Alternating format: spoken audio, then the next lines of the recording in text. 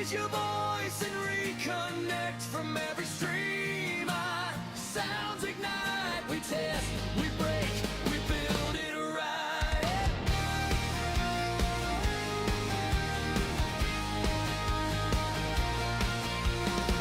Tuesday lights up every feed. Voices meet where ideals lead, from Substack streams to global calls. Creation echoes through the halls. We test, we tweak, we mix, we mend, and every tone becomes a friend. Welcome to the Social Sound Check. Raise your voice and reconnect from every stream. Our sounds ignite. We test, we break, we build it right.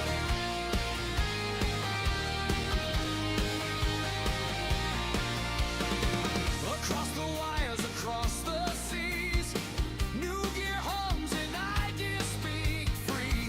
AI sparks and analog dreams, colliding beats and feedback streams. No cameras roll, just waves and will, where sound is art and learning thrills.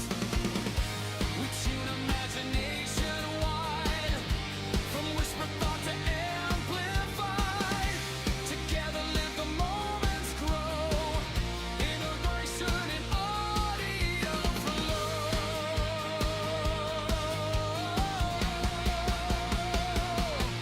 Welcome to the Social Sound Check. Raise your voice and reconnect from every stream. Our sounds ignite. We test, we break, we build it right. Welcome to the Social Sound Check.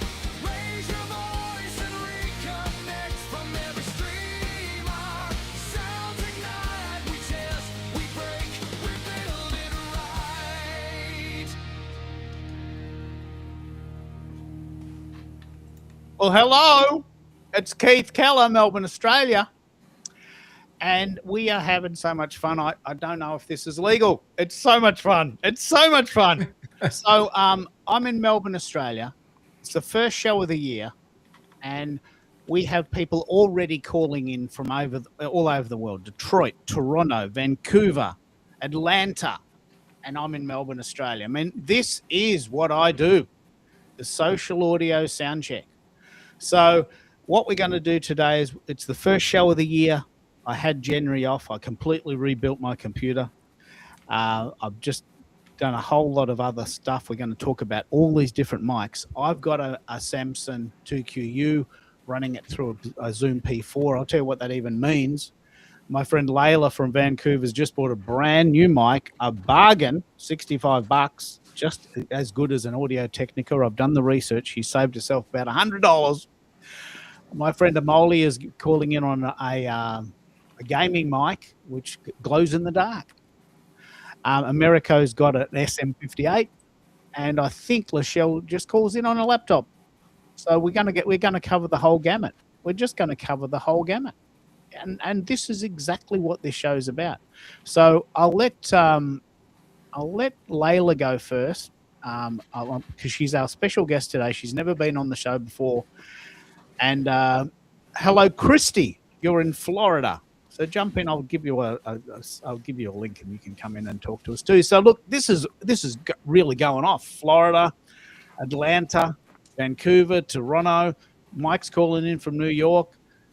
Lachelle is there in Atlanta, Georgia. It's really a global family. But Layla, while I got you, this is your first time. Tell us what you've got. I really want to pick up on what you're buying there. And I've done the research. It's a very good mic for the price. Tell us what you got, and I'll just work people through what you've got there. I think you know the name better than me. Thank you for the nice intro. Super excited to be here. Through the community with School with America, I've been asking about, what do I need as a mic, and I need some guidance. I've never been on a podcast. I've never been part of any of this. This is like my first time using a new mic that I just got. So this is really an opportunity for me to be in a safe space where I can test, try, and no judgment, and maybe getting guidance of what's going to be next. Never been into the podcast world. And that's the mic that I have, and it sounds like it's giving some good sound based on what I've tested already a little bit with Keith. Yeah. I'm just wondering what everybody feels or what they hear. If it's makes sense, if it's clear, is it nice, or does it require more tune to be tuned up? Like I'm not too sure, but I'm happy to hear what everybody has to say. Yeah, well, let's start there. So this was a $65 purchase on Amazon. Comes in a nice funky box, delivered to the door, and this is where we all start. I've got one of these, well, a different brand, but we've all done this, and this is why I do this show, because I want everyone to get a turn and to learn from ourselves. What do you think, Amoli? This is a $65 mic from Amazon. How does it compare to what you have, and what's your take on microphones? So I think she sounds very clear. For me, as long as it works, I'm, I'm probably the terrible person to ask. Keith, I think you and America are the experts. I do like the gaming or the live streaming microphones, probably because those are the ones I'm used to. So I have Fifine. So I'm really interested in learning more about the different microphones today. But my biggest thing is making sure the ones that have like the sound compressing or like the P's, like I see on the box it has one covering it to kind of help with like when you are saying the P's and don't feel like you're spitting into the microphone. So Let, I let me think those are really let's important when it comes to speaking. let me chat about that. Let me have a chat about this. You probably don't know what we're talking about, Layla, but that little black round thing on the box, it's what we call what do we call it? It's protecting for plosives.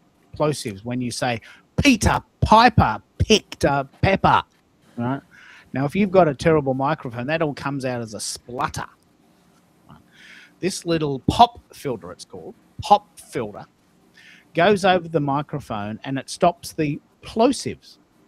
Peter Piper picked a pepper. All right. Now, I'm hoping this. I've got a very good microphone. I'll talk about this in a minute. So, is that what you're sort of saying, Amolia? That if you have these pop filters and some of these cool gadgets, you can sort of get away with just talking where you are. Yeah. Yes, and that's one of the things I look for in a microphone is one is a pop filter. And that's very, very, very, very cool. Let's bring everyone in. Hello, Wendy. I'll find you and send you the link. I'll give everyone a turn to speak. I'd love you to tell us what you think of Layla's microphone and also what you're using. And I'll bring in Lachelle, because Lachelle, I think, is just speaking on a phone and possibly a laptop. Yes. Yeah. And Yes. you've got this very low tech solution, but you're just everywhere. And I just love that, because you're not restricted by the tech. You just do what you do where you are, right? Yeah. I was going to say I'm the baby of the group. I'm learning from everybody because I actually am calling in on my phone. I'll be switching over to my laptop momentarily, but I think everybody's sound is amazing. And I think, for myself, just having a large family, a lot of responsibilities, I have to be on the go, and I don't always have the capabilities of traveling with a mic or my laptop. So that's my take on it. Glad to be here.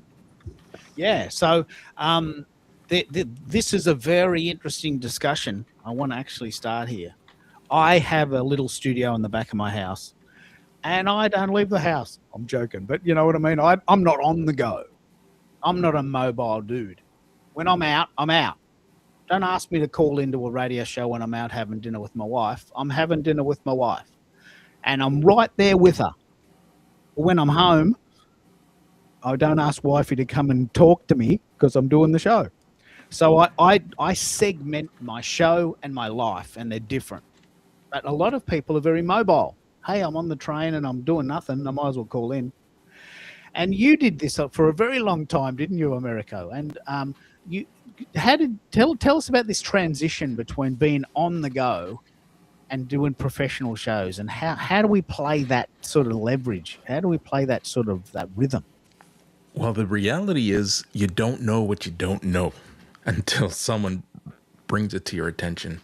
And yes, my approach was very versatile, on the go, and purposely I thought, hey, I can be multiple places engaging, and optimizing my time, not realizing that despite being hooked up to my Bluetooth and driving, when you got the window cracked open, people can hear the cars driving by, the sirens, the horns, the birds. And it wasn't until someone raised the awareness that, hey, do you know how disrespectful that is for a host? And it kind of stopped me on my tracks. And oh my goodness, I never really thought about it. It's like, once again, you don't know what you don't know. You're just immersed in this conversation and you feel and you believe that you're contributing, but yet you've become a hindrance on someone's platform. So that was my aha moment. It stopped me in my tracks, and I now have newfound respect for those who bring a message. If I can't be in a quiet place and I can't be 100% committed, then I will just listen and jump in the chat and leave my voice out of it, because your voice is so important and it carries so much in terms of responsibility, in terms of your brand. You know, if you sound horrible, people aren't going to believe what you're saying as much. Yeah, I love this discussion because you and I are on the same page here, and a lot of people have called me a sound snob. And I'm happy to concede that. Like, I can't drink instant coffee either. Like, I can't drink instant coffee. I'd rather have nothing.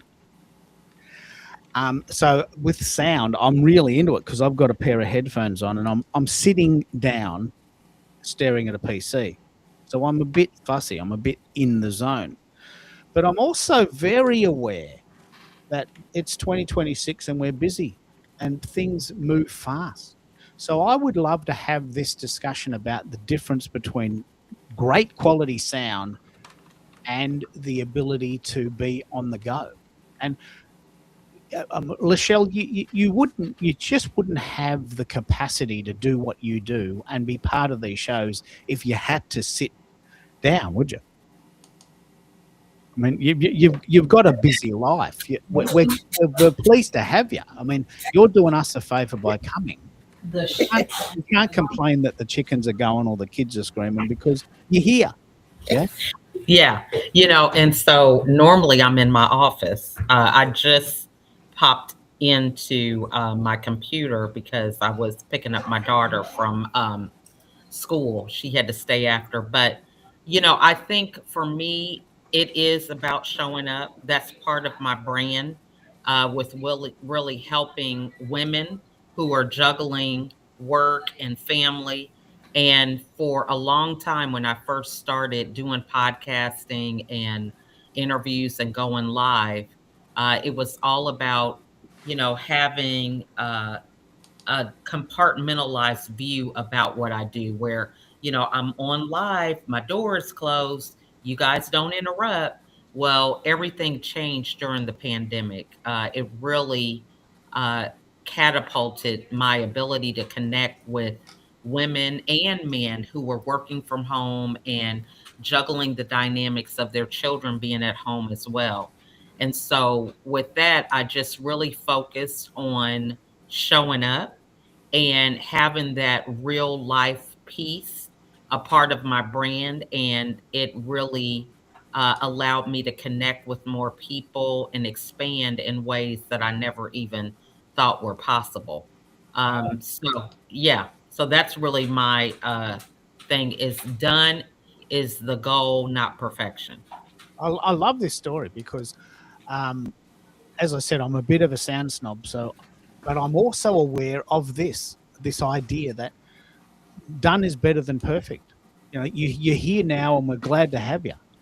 If I was so dogmatic and said, "Oh, look, you can't call," I'm not accepting anyone with a mic less than a Shure SM58. Well, then no one's going to come to my show. I mean, it's great to have guests, but you can't be too fussy. And I'm learning this, and I'd be interested in your thoughts here, Layla. Can you hear the difference between the various guests on the various instruments they're on? Can you tell the difference? I absolutely can. I can see where different type of mics or not having or having it or having certain specifics gives different sounds. Or they're still really good sound. They're just slightly different. Can't really tell what, why, and how, but it's slightly different. But it's still really clear, and it's really good. Like I feel like I can focus. Like there's no distraction. Yeah. And what about you, Amolia? Can you tell the difference between the various? I have no choice but to be in here. So, you can tell a difference, but I do feel like everyone does have clear sound. Like, I agree with the Miracle. The biggest thing is making sure people can hear, understand your message. And I would like to second that I feel like nowadays, after the pandemic, no one is really able to sit still. We like the freedom of moving around. We like with remote working and things like that. Having an audio only live stream, I think the main reason why a lot of us do this is the flexibility. The fact that people can join the conversation live without worrying about tech. Think about the amount of people that we invite to come and join us or ask live questions. With live streaming nowadays, you don't really have to feel like you have to be a professional, have a professional mic, in my personal No, opinion. I feel like it's I, the authentic. Yeah, I feel like that was make it special. People just show up. what I love about this idea is that you can segment it into two sites. Three really. One is if you're running the show. If you're running the show, it's your show and your brand's on the line. My gut feeling is that you probably owe it to your listeners to sound good. And that's my opinion because I'm a sound snob. Now, someone's got some very loud noises in the background. Yeah. That is very distracting to me. What video? Yeah, there it is. So I've just turned just Lachelle down because she's talking to her children. So if you're running a show, if you're in charge of the show, I think you probably owe it to yourself and to your audience to sound half decent. Yep. If you're just calling in casually to a show because it's a casual show, I think it's quite acceptable to just say, look, I've got to be honest, I'm at the shops and you got me at a funny moment, but I've got something to say. And I think it'd be really relevant if you let me speak. Yeah. Okay, no worries.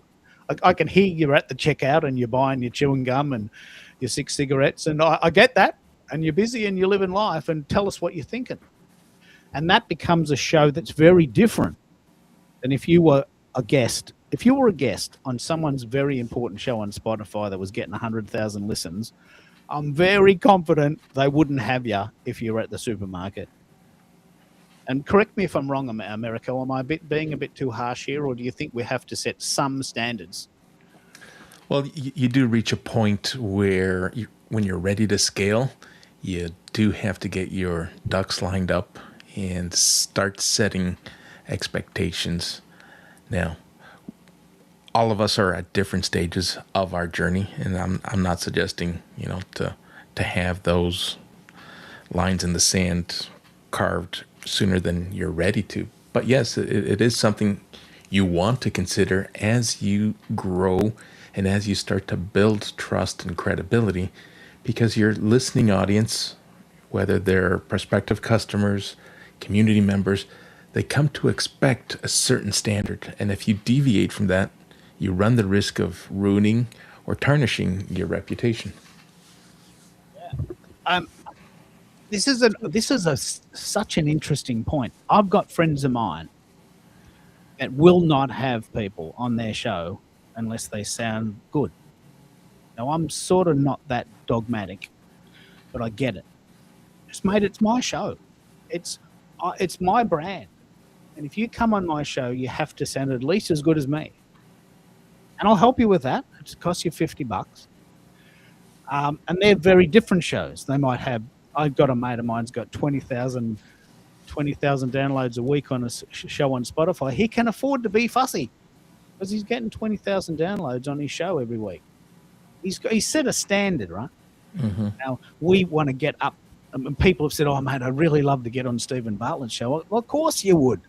But what are you gonna talk about, and why would he have you? He's got like a line of people coming on his show. If you want to go on that level, right? So we've got really 3 levels to talk about here. One is as a host, I think you owe it to your listeners to sound good because it's your show and you want to set the tone. If you're calling in very casually and that's part of what it is, I'm very happy to accept that your kids are speaking and the rooster's crowing and the cars are going past and and you're at the airport and I can hear the planes. But I've had people who call into my show who are on the train. And I'm thinking, look, I know you've got something really good to say, but I can't hear you. I mean, the conductor's going, and the next train to Flinders Street is coming in, and 15 minutes are going to go. Blah, blah, blah. You know, I'm thinking, what did you say?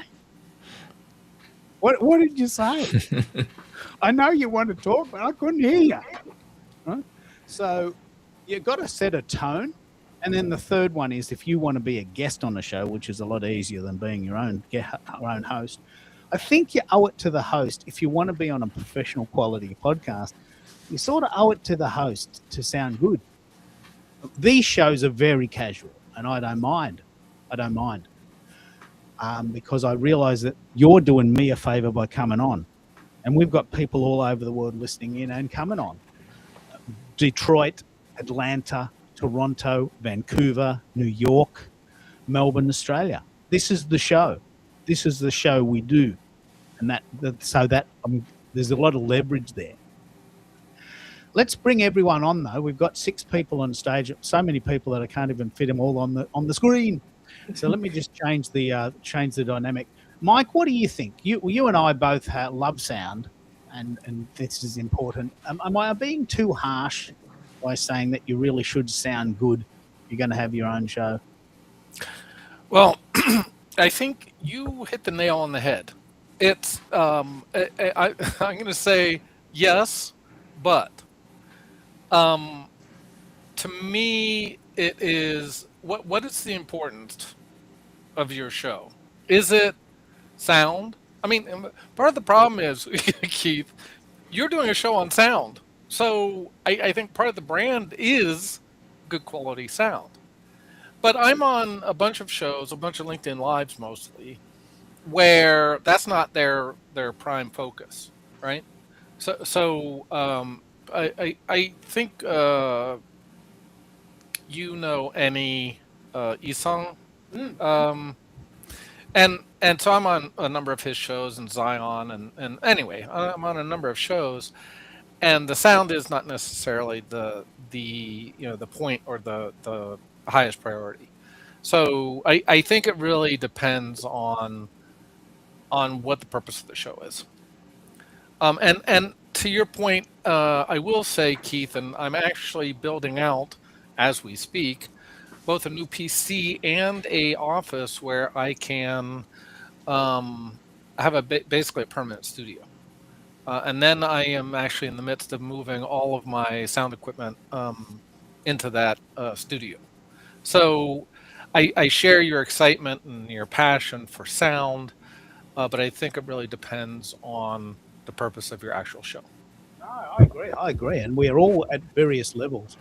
And I was actually saying to Layla, and we can have a bit of a morph into this subplot. Layla's come on the show for the very first time. She's bought a mic that cost her $65. She got a bit of a bargain. I'm pretty excited. I'm going to talk about this in a minute. And I was mentioning Substack. I was mentioning this idea that really, are you joining a show just to have a bit of fun and talk on a Saturday afternoon because there's nothing on TV? Or have you got a message that you really want to get across? And I think if you have a message that you really want to get across, you're probably more likely to be taken seriously if you sound good. I mean, I'm just extremely biased here, but if you're just calling in from the airport because you got nothing to do and there's a show on and you thought you might just fill in time while you're waiting for the plane, then I'm not sure I'd listen to that. But unless you were Stephen Bartlett. But if you want to be taken seriously on someone's podcast and they're doing you the dignity of having you on their show, then I think you probably owe it to them to sound half decent. I don't know. I mean, some people it's a very interesting discussion because people are saying, look, it's the message, Keith. I don't care about the sound. It's the message. But Cicero says, look, it's very important. High quality audio is the foundation of professional authority. So I don't think I would take someone seriously if they just turned up and the chickens were going in the background and there's a tractor going and someone's mowing their lawn. I just don't think I would take them seriously. Keith, Unless Richard Branson has a farm and he drives a tractor. I don't know. What do you think, Well, Amalia? Keith, I would also like to add, having high quality sound also helps with repurposing content. I feel like if you're going to do things like live stream, if you have poor quality and poor sound, there's no way to turn it into a high quality podcast after. I love this. Geez, that's an interesting angle. Let's go down that route. So at the moment, we're talking about the idea of going on someone's show from the point of view of that being one event. But what if you wanted to edit it and turn it into some sort of marketing material and then put that on Spotify or Apple Podcasts or turn it into a YouTube video? You are right on the money there, Amalia. Yeah. So, can I argue the con side of that is, can we actually, using AI and other tools, Keith, can we improve the sound? Oh, we can. Of course we can. So, Just use but AI to block out the chickens. exactly. Well, one of my points, though, and I keep on coming back to this. I remember we had, I think it was on your show, we had a gentleman come in from the Far East, and I think it was a combination of their internet, and this gets back to what one of my key points is. What is the point of the show? Because if it's to include international callers, we have an issue with or potentially have an issue with sound because of, for instance, internet access or whatever. Because I've noticed on shows I've been on that are from the Far East, often there are sound issues. I actually totally agree with you. And this idea of what is the show about. So if you had a show and you sounded terrible, it would be quite difficult to fix that up and make it repurposable. I just made up a word. Repurposable. Right? I probably wouldn't even bother. So, you can't make a silk purse from a sow's ear, which I think is a version quote. I think you can. and we have, right? And we have. I spoke about this earlier today in my community power hour, where with limited budget and resources, you don't have to spend hundreds of dollars on tech and still sound good. You have a knack and a skill. Through room treatment alone, you can have someone talking to their laptop mic and sound reasonable for what they have to work with. I Well, agree. and Keith and I had worked on. There's some software tools. I'm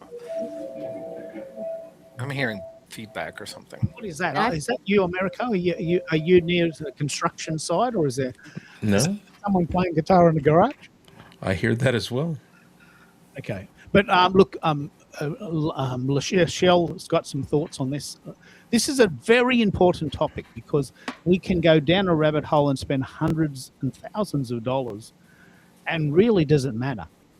It might matter to you, and I'm very proud. I fixed my computer for $500. Cost me $3,000 7 years ago. I fixed it for $500. I'm so proud. I could have spent $5,000 on it, but I fixed it for $500.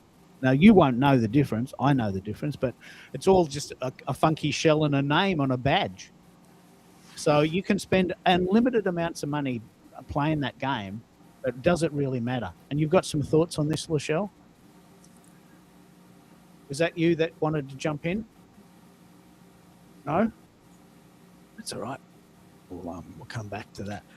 I was going to say, Keith, if you remember some of the testing we were doing, there is some software that you can buy, EQ or sound manipulation software that can actually really assist you in improving your sound as well. So, although you did send me down a rather expensive rabbit hole in the sound world, including my earphones.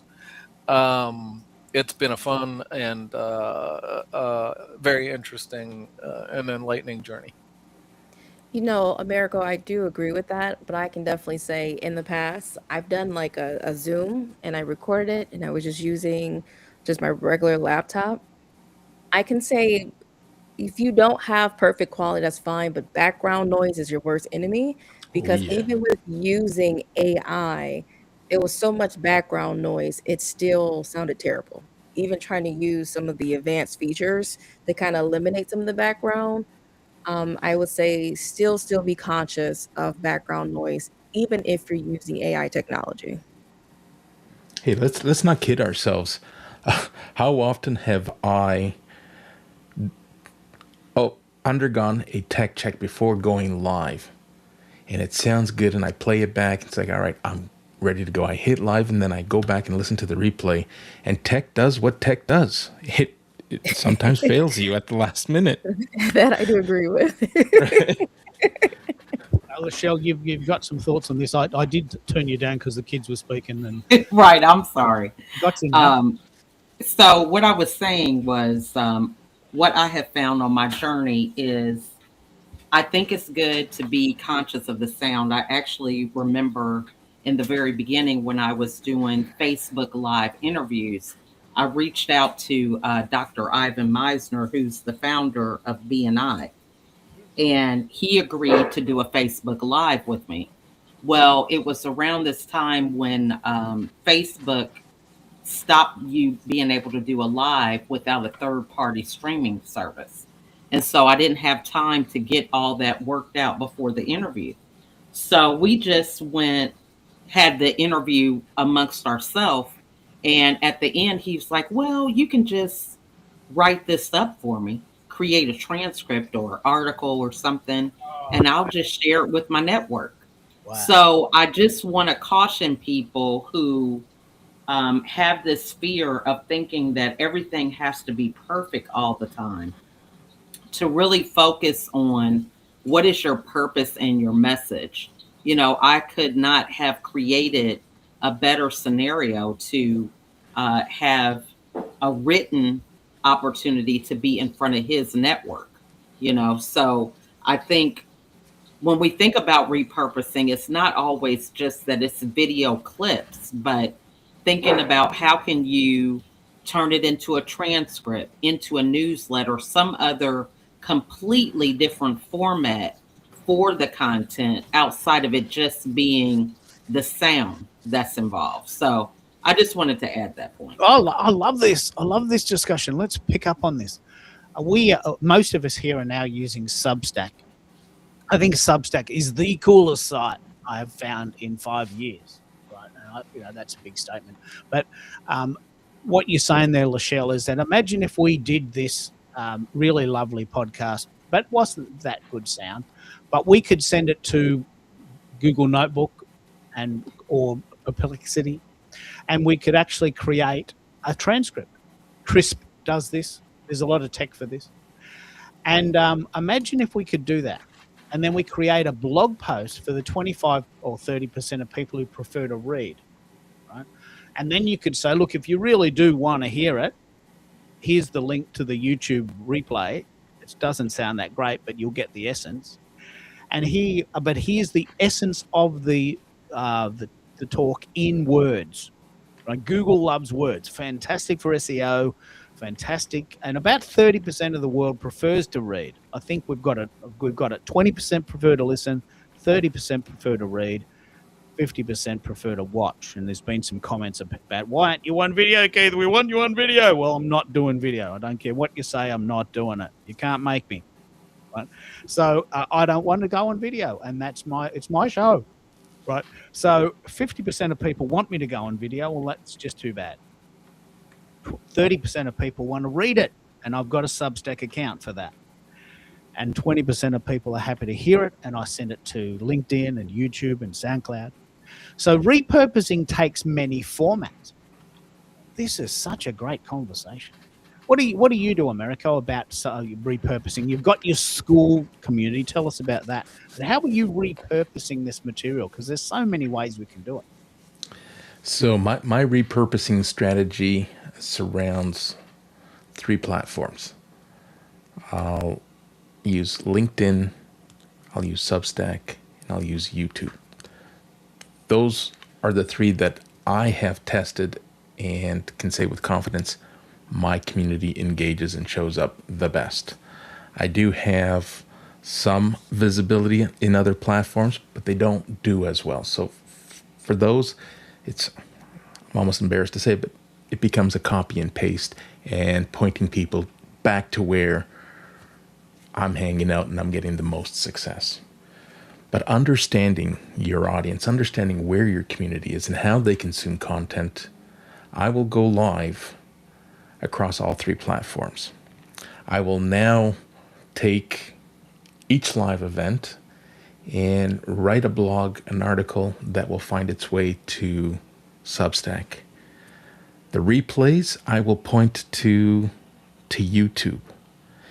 And I know that on YouTube people consume small, bite-sized, snappy pieces of short content. So I'm now creating shorts, and it's driving my subscriptions up slowly, and it's driving my views, and that entire ecosystem works. And that's the strategy. Whether it's these three platforms or three of your own, have each of them point to each other so that you can cycle your communities and they can experience your content seamlessly across the different channels.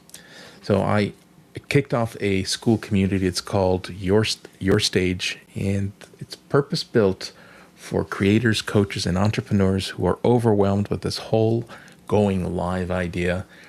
I've been building my brand in public, as most know, for, I guess, since I got laid off for the third time. I've rebranded myself. I've built quite a great community, and now it's time to give back and help others appreciate what I can give back, and understand that you don't have to be overwhelmed, or at least you don't have to be overwhelmed by yourself. There's a community here to support, help you create your stage at your own pace. And this isn't about me giving and providing a 10-step program that's going to cost thousands of dollars in expensive tech. Show up as you are, where you are, and we will work with what you have, and we'll make you sound as best as we can and give you the confidence to go live and build that trust, gain that visibility and that credibility that your voice will build for you far better than your written content will alone. Look, this is a very important point. 20 to 30% of people want to hear you. And you and I, America, we really lean into live streaming because we get it. And Layla, I'd like to hear your thoughts here. You've joined Americo's school, SKOOL. How does that feel for you? And would you agree that it's great to have a community to share your knowledge with and to ask questions of? That's a good question. That's actually, I would say, 100%. Initially, like I said, it's a whole new world, and I figured when America reached out, and America, I have to be honest, I had fever that day or a few days after that, during that, and then I signed up, and I didn't understand the live portion of it. So I was quite pleasantly surprised, and I'm like, oh, wait, I need to get ready for this.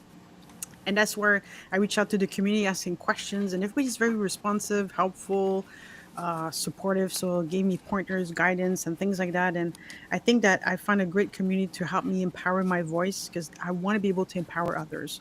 Being a woman in business, being a woman in HR leadership, executive coaching, I'm being an entrepreneur, I can tell you that the barriers are significant and challenging. And it has been a very difficult year, 2025. I feel like I barely survived. And I've been writing articles the past few months, which was, I find that voice, and I figured it would be a great opportunity to maybe bring a voice to what I'm writing and see if I can help others feeling stuck or feeling that they have nobody in the corner, to empower them to, move forward and not listen to other people telling you you can do it. People believe that you can do it, and able to find communities that believe in you it's significant in people's ability to move into the world, and that's basically where I'm at.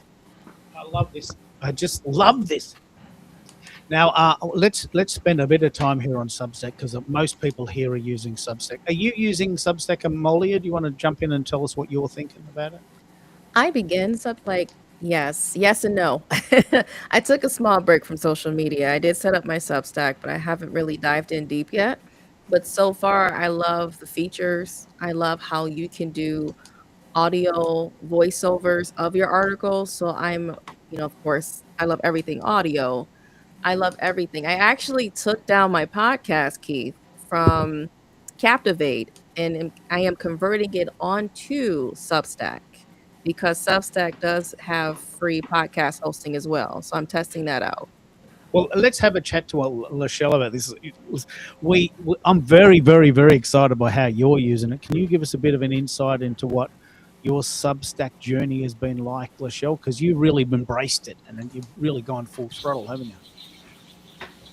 Yeah, so for myself, I think it's all about relationships, and that's my word for 2026. So I don't have a lot of subscribers, but I am working on creating a comfortable routine and rhythm with being on the platform. One of the things I do want to go back to with us talking about the sound was, I really built up my network by using my podcast as a lead magnet. So I was able to connect with a lot of different business owners and people in my community because I leveraged my podcast for that. So not everything was always quote unquote the best sound, like it was produced in the studio or anything like that. But it was all about the connection and really having real life conversation around real life topics. And so that was pretty much the premise, which really helped me to grow and scale my business. But when it comes to Substack, I think it is really taking that time to fine tune what your message is and how you want to be seen on that platform. I did migrate my Spotify podcast over to Substack, and I actually did it live while we were on one of the shows here. We had a guest last year. So, what I'm doing now is just weekly having a show on Thursdays and inviting my audience and subscribers and people that are from other platforms that don't know about Substack, having them come on as guests and share their insights so that I can continue to build an organic audience that resonates with my topics that I cover, core beliefs and values, and things of that nature. I do have the paid version versus the free, but I haven't really taken a lot of time to build that out per se. It has been the holidays and pretty busy in our household. So that's really my take is making sure the foundation is proper so that I can always scale it and grow it when I'm ready. I love this discussion. It's actually almost confronting in a way because I'm so into sound. I, I honestly can't imagine why anyone would listen to a podcast that sounds terrible. But I'm starting to understand that people want to hear the people talking. They don't necessarily mind if there's people talking in the background or the cars are going past or there's a motorbike in the background or there's a chopper over. Personally, that I must be neurodivergent or something. I cannot stand when there's sounds that are competing. It spins me out. Like I just go into a bit of a tailspin and I'd rather just sit on the couch and do nothing. But that obviously must be me. And It's you, Keith. The other thing I wanted to mention, though, and it hasn't come up in the conversation yet, is you are audio only, and I think because of that, maybe both you and maybe your audience are focusing more on audio. If I am on video, which I don't really like appearing on, but I've noticed um, I may not pay as much attention to audio if I'm on video. The other thing is I've seen is that there's oftentimes there's lag or there's problems again because of bandwidth on video broadcasts. So that's something to think about. And I don't know if I'm getting ahead of you, Keith, but I did want to mention also, because it's one thing I want to focus on, is playing sound, not necessarily a mic, but playing sound. And we've had difficulties with that using Restream. So I don't know when you want to address that, but that's for me. Let's That's have that discussion. So, one of the things I love, and you are right, I do love audio only, and you won't know this, but Australia has the worst internet in the world. I think we're 175th in the world for internet speed. The whole of Africa, the whole of Europe, the whole of Asia is faster than us. There's countries I've never heard of that have faster internet than us. So I can't do video live streaming very well in this house. I just can't. It just won't work. Right. So I've embraced my audio-ness. But one thing I'm very proud of is that you and I, Mike, have been chatting about this. I now create these little theme songs using Suno. You call them little jingles. So I now have a jingle for every show that I've done. If you were listening at the start, you heard the first jingle. But I'm going to play a jingle for the show that starts tomorrow. It's called Multi-Streaming 101. And it's a very good way to morph into the maximizing your time. I send my shows to LinkedIn and to a YouTube. I then turn them into a little article on Substack. And you can just go up the line. So talking about sound, I've created a theme song for my new show, Multi-Streaming 101, which I'm going to play right now. And I created this. I didn't write it. I created it on Suno. Let me know what you think.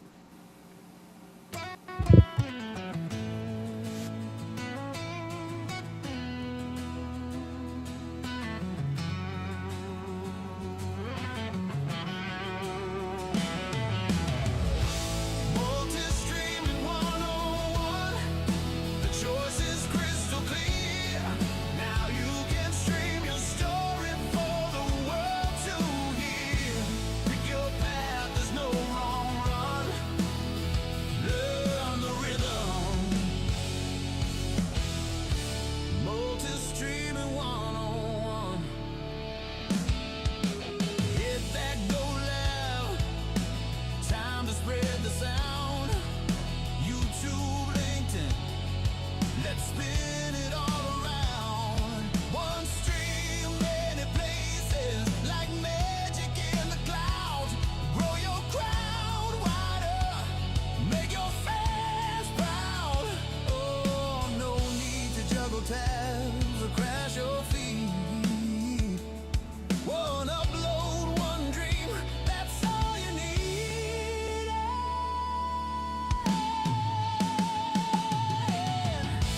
Multi-streaming 101. The choice is crystal clear. Now you can stream your story for the world to hear. Pick your path, there's no wrong run. Learn the rhythm.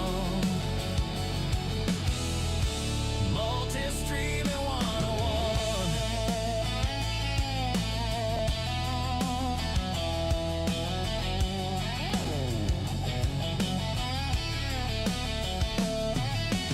Chats all together, no one left behind. Messages flying, engagement combined. But focus can fade when you spread too thin. Deep roots grow slow. Where do you begin? Oh, Twitch lights up, YouTube glows, LinkedIn's in the mix, and everyone knows growth is fast when you break the mold. But building a tribe takes time and soul. Multi-streaming 101. The choice is crystal clear. Now you can stream your story for the world to hear. Pick your path, there's no wrong run. Learn the rhythm. Multi-streaming 101. crystal clear. Now you can stream your story for the world to hear. Pick your path, there's no wrong run. Your rhythm. Multi-streaming one-on.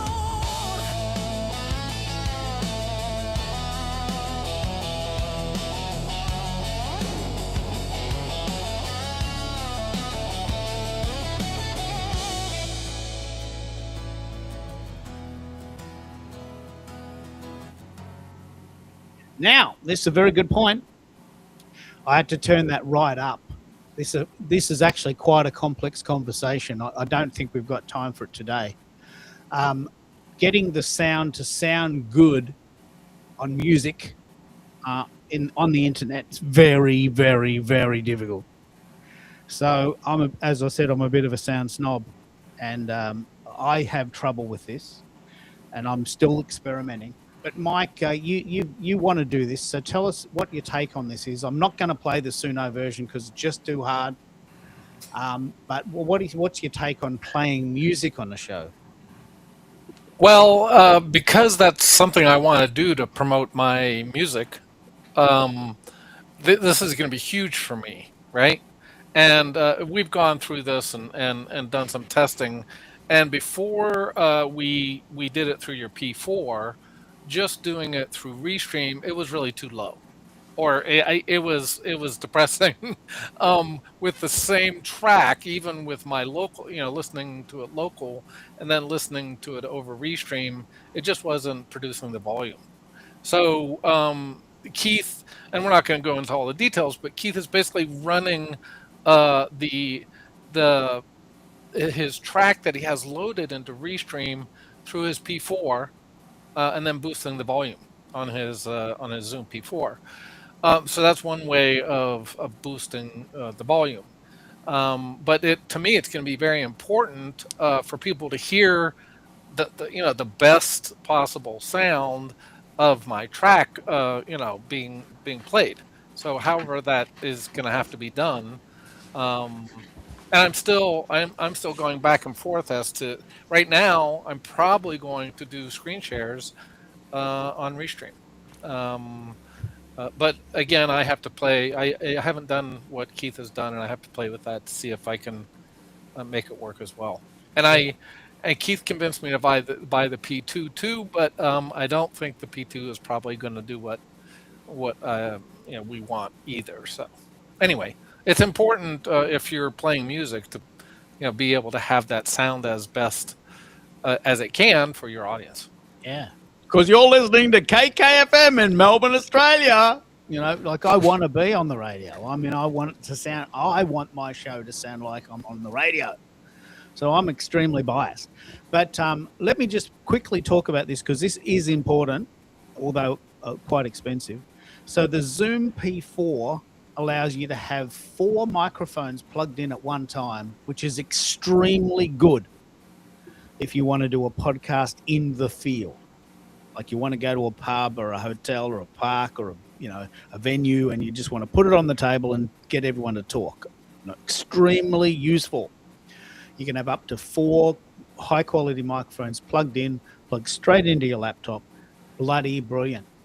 And I'll throw to Americo on this in a minute because he's doing that. What I then did, by comparison, is I then got the Zoom P2, which is $200, right? Totally different gadget. I won't plug it in now. I've got one here, but I won't plug it in. It sounds tinny, a bit robotic, right? For me, I did some recordings, and it's very hard to tell, but I can hear the recording. And what it does is it allows you to have 2 microphones of the USB type, the ones that you can just plug into your computer, the ones that cost $50 on Amazon. Right? It has a significant improvement on sound. So much so, Mike, I think you could almost get away with using this if you had compression on. And I've done research on this, and it does sound good, but it makes my voice sound terrible. So I have to take the compression off. And what we're talking about here is what's important. Is it the sound? Is it the song? Is it the message? Is it the flexibility? Is it the fact that you're out and about? And these are like 4 different scenarios. If you were running a show for music, you couldn't be out and about, just hanging out at the airport. You know, you'd have to be in a studio with padded walls and carpet, and you'd have to have some really heavy tech going there. But it'd sound great, but it costs you thousands of dollars. But if you want to just be on the run and just having fun talking to your friends and commenting when you're out and about, then you can get away with a lot because most people are pretty forgiving. Most people can't hear what we hear.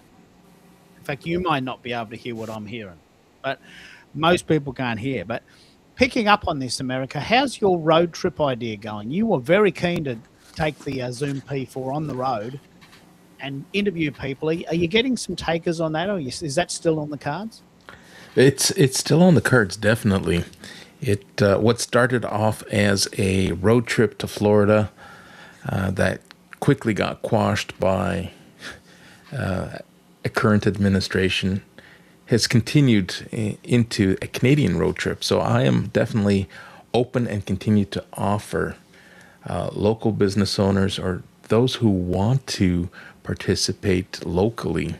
Of course, I'll gladly come out if you I guess pick up my tab. I'll fly out to wherever you are with my mics and my P4. But the intent here is to help local businesses bring their voice to the community and create live content strategies to supplement what they're currently doing for their marketing efforts.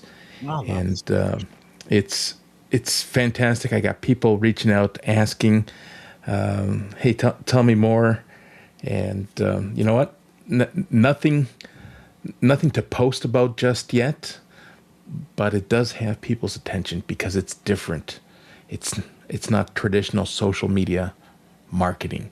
It is. Why don't we get you down to Gastown, and we'll go and have a chat to Gassy Jack. I don't know if you know what I'm talking about, Layla. I went to Vancouver in 1994, so all that's probably gone now. But we'll get you on a trolley, and we'll get you down to Gastown, and we'll just do a Vancouver run. Just fly you over to Vancouver and just do a bit of an East Coast tour, West Coast tour. We'll do a West Coast tour. What do you think, Layla? We'll get America over there to meet you in Vancouver. Well, I'm not that far from Canada. I'm in Detroit. I can cross the bridge for you guys. All right. Sounds pretty fun. Yeah. So, I mean, let's pick up on the 4 elements we've already decided on for podcast. One is a pure podcast. Sounds great. Sounds like you're on the radio. Put it on Spotify. Put it on Apple Podcasts. Build your brand. That's what most people assume a podcast is. But we have so many variations now. Go in the field, take your little gadget on the road, interview people in real life in a bar, in a cafe, at the park, in their house. Right? Get real stories on the road. That's the second version. 3 is you're online in your house and you've got internet restrictions. That's the third version. And the 4th version is you're on your phone wherever you are, whether it's at the airport or the mall.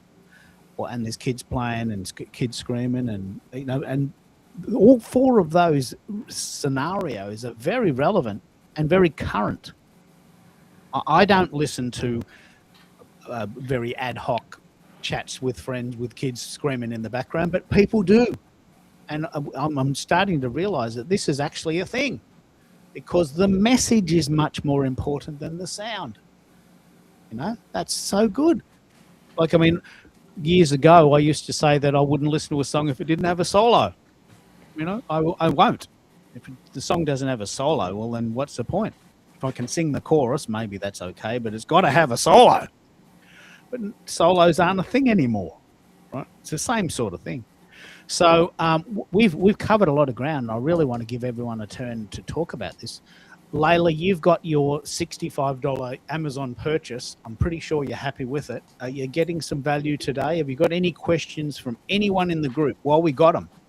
What's everyone doing? And have you got any questions for the group while we got them about what you can do better and how you can help them and how they can help you get your goals going? Yeah, thank you for that.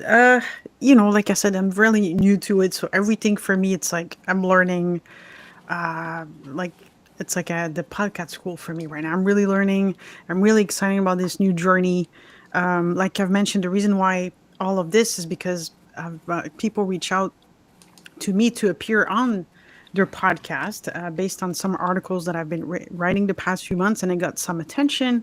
And I was like, wait a minute, this is a whole new world. I don't even know how that works. I don't even know if I would be a good podcast guest. How do I be a good podcast guest? And as well as obviously the sound is important. If I want to sound professional and look professional, if people are giving me their time to showcase me on their show, I want to be able to give the courtesy that they made the right choice to pick me.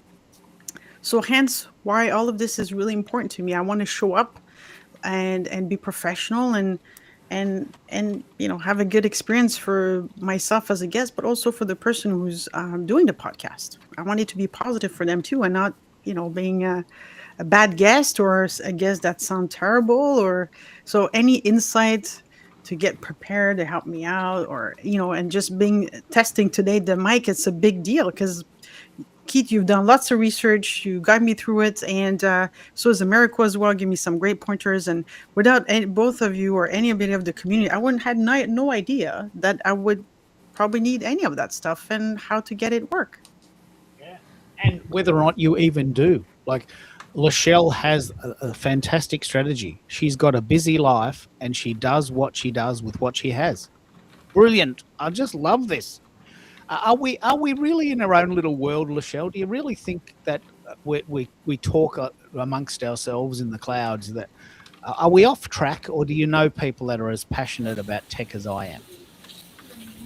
There's a lot of people that are passionate about a lot of these things. And I think, coming to this type of platform where you're open to having conversations and people feeling comfortable is where it all comes out. So, I think sound is important because you need to be able to understand the guests. They need to be able to hear your tone and things of that nature. But there's just some element to the connection, I think, that is more important because you could always improve. It could be better lighting, the microphone could be better, you could ask better questions. But I think it's really understanding clearly what your purpose is and how you want to convey that. And then also remembering that you're doing it for an audience. If you think about some people that you follow, you're just curious about how they manage it all. If they're just a superstar on the basketball court, for example, then you just start getting curious. What's their home like? You know, what is it? What kind of car do they drive? You know, what's their wife like or their kids like? And so when you're able to cross pollinate those things, I think that is very powerful because that makes the connection that much deeper. Because people feel like, oh, now I understand why, they're so disciplined because when athletic season is over, they are all about family or whatever the case may be. So I think it's important for you to really capture opportunities to connect with people off of your platform. And I don't mean just getting their email address, but feeling like they know what your kitchen looks like. They know some of your routines about what you eat. So what happens is it's like residual marketing. When they're in their kitchen, they think about you in their kitchen instead of just when they're on LinkedIn. And so that's where the power comes in to where you're able to create a deeper connection. You're able to build trust and credibility because if they try this recipe that you said and it works out, then they believe you even more. So those are some things that's coming up for me. I love this discussion. I love this discussion. You and I are very different in the sense that I don't have any kids, and any pets. So my wife and I close the door and we hear nothing. Like when I close the door, there is silence, right? And I want that so much so that there's a 7-year-old kid across the road who's screaming at the top of his head because it's cricket season, which is a sort of like an Australian baseball.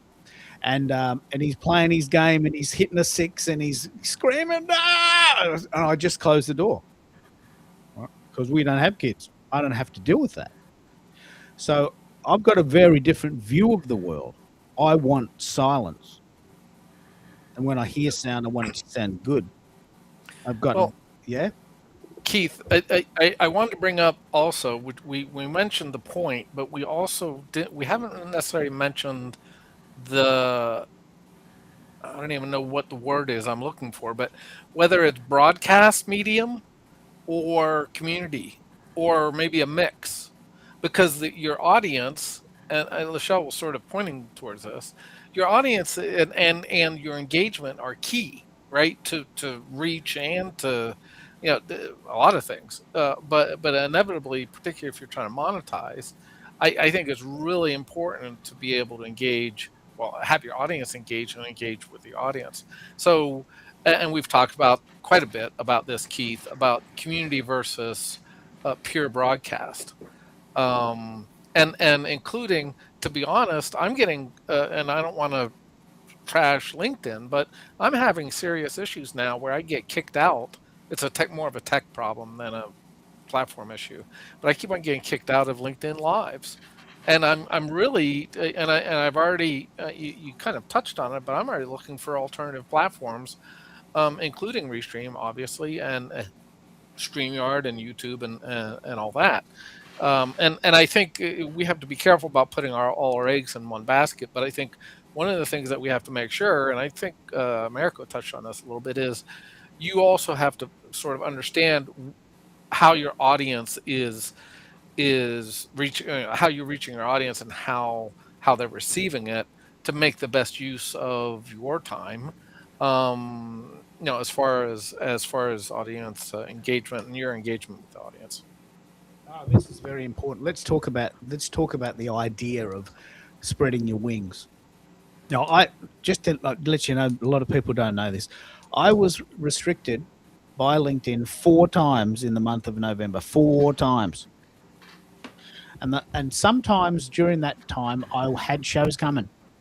So I wake up every day thinking, "Am I going to get restricted today? Am I going to be able to do the show because they decide some funky rule that I broke that they didn't tell me about?" So I have a very biased view of one-dimensionality. Like if I only relied on LinkedIn and they decided that I'm no good for whatever reason, I've got nothing.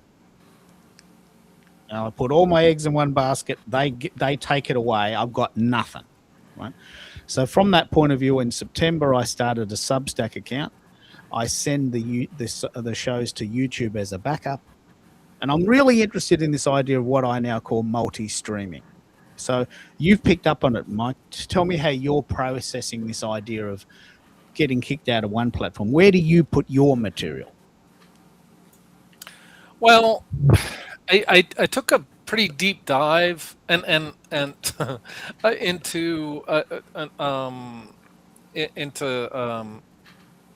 oh my goodness, it just blanked out. What platform are you on for most of your videos now? Videos? Yeah. YouTube? Oh, okay. Well, so anyway, I've looked at a bunch of different ones, and I don't know if I told you this, but I actually went back and forth between StreamYard and Restream, and I've kind of settled on Restream as far as the broadcast. But I right now my huge focus is on distribution. So I'm going to be looking at DistroKid for streaming. In other words, to have the track streamed, and then I'm going to be looking at, it was going to be Bootcamp. Bootcamp decided they're not going to allow AI based, so I'm having to punt and find out another place to do, actually sell my tracks. And I haven't haven't quite figured that out yet. But those are going to be the two places. But then I'm actually going to be using uh, other methods. And again, I haven't probably TikTok to drive traffic to my streams. Most likely, wherever I end up, deciding to land as far as streams and as far as selling the tracks. Oh, lovely. So, Loud Egg is saying try wave.video. It's pretty cool. And he loves the squirrel. I really struggled. I've actually renamed my my brand a couple different times, and so I've settled now on what's called Soulful Squirrel Studios as my studio name. Yeah, so Mike has a very specific need for audio. He makes music and wants people to buy it. Bandcamp, which is a site that sells music, has banned AI music. And I'm predicting, just you heard it first today, I'm predicting that Deezer, which is another site that streams music, will ban AI music. I'll tell you about this in a minute. I'm just predicting that AI music will eventually be banned because there's so many problems with it. Well, except Keith, hold on. Suno has signed an agreement with Warner Music. So again, that ink hasn't dried, and I actually haven't heard anything more. But it's going to be very interesting because I believe that this is the evolution, and I know I'm going to probably be the con side of the argument for now, but that this is an evolution of music, and people are going to figure that out. The audience and the listening public will make that vote.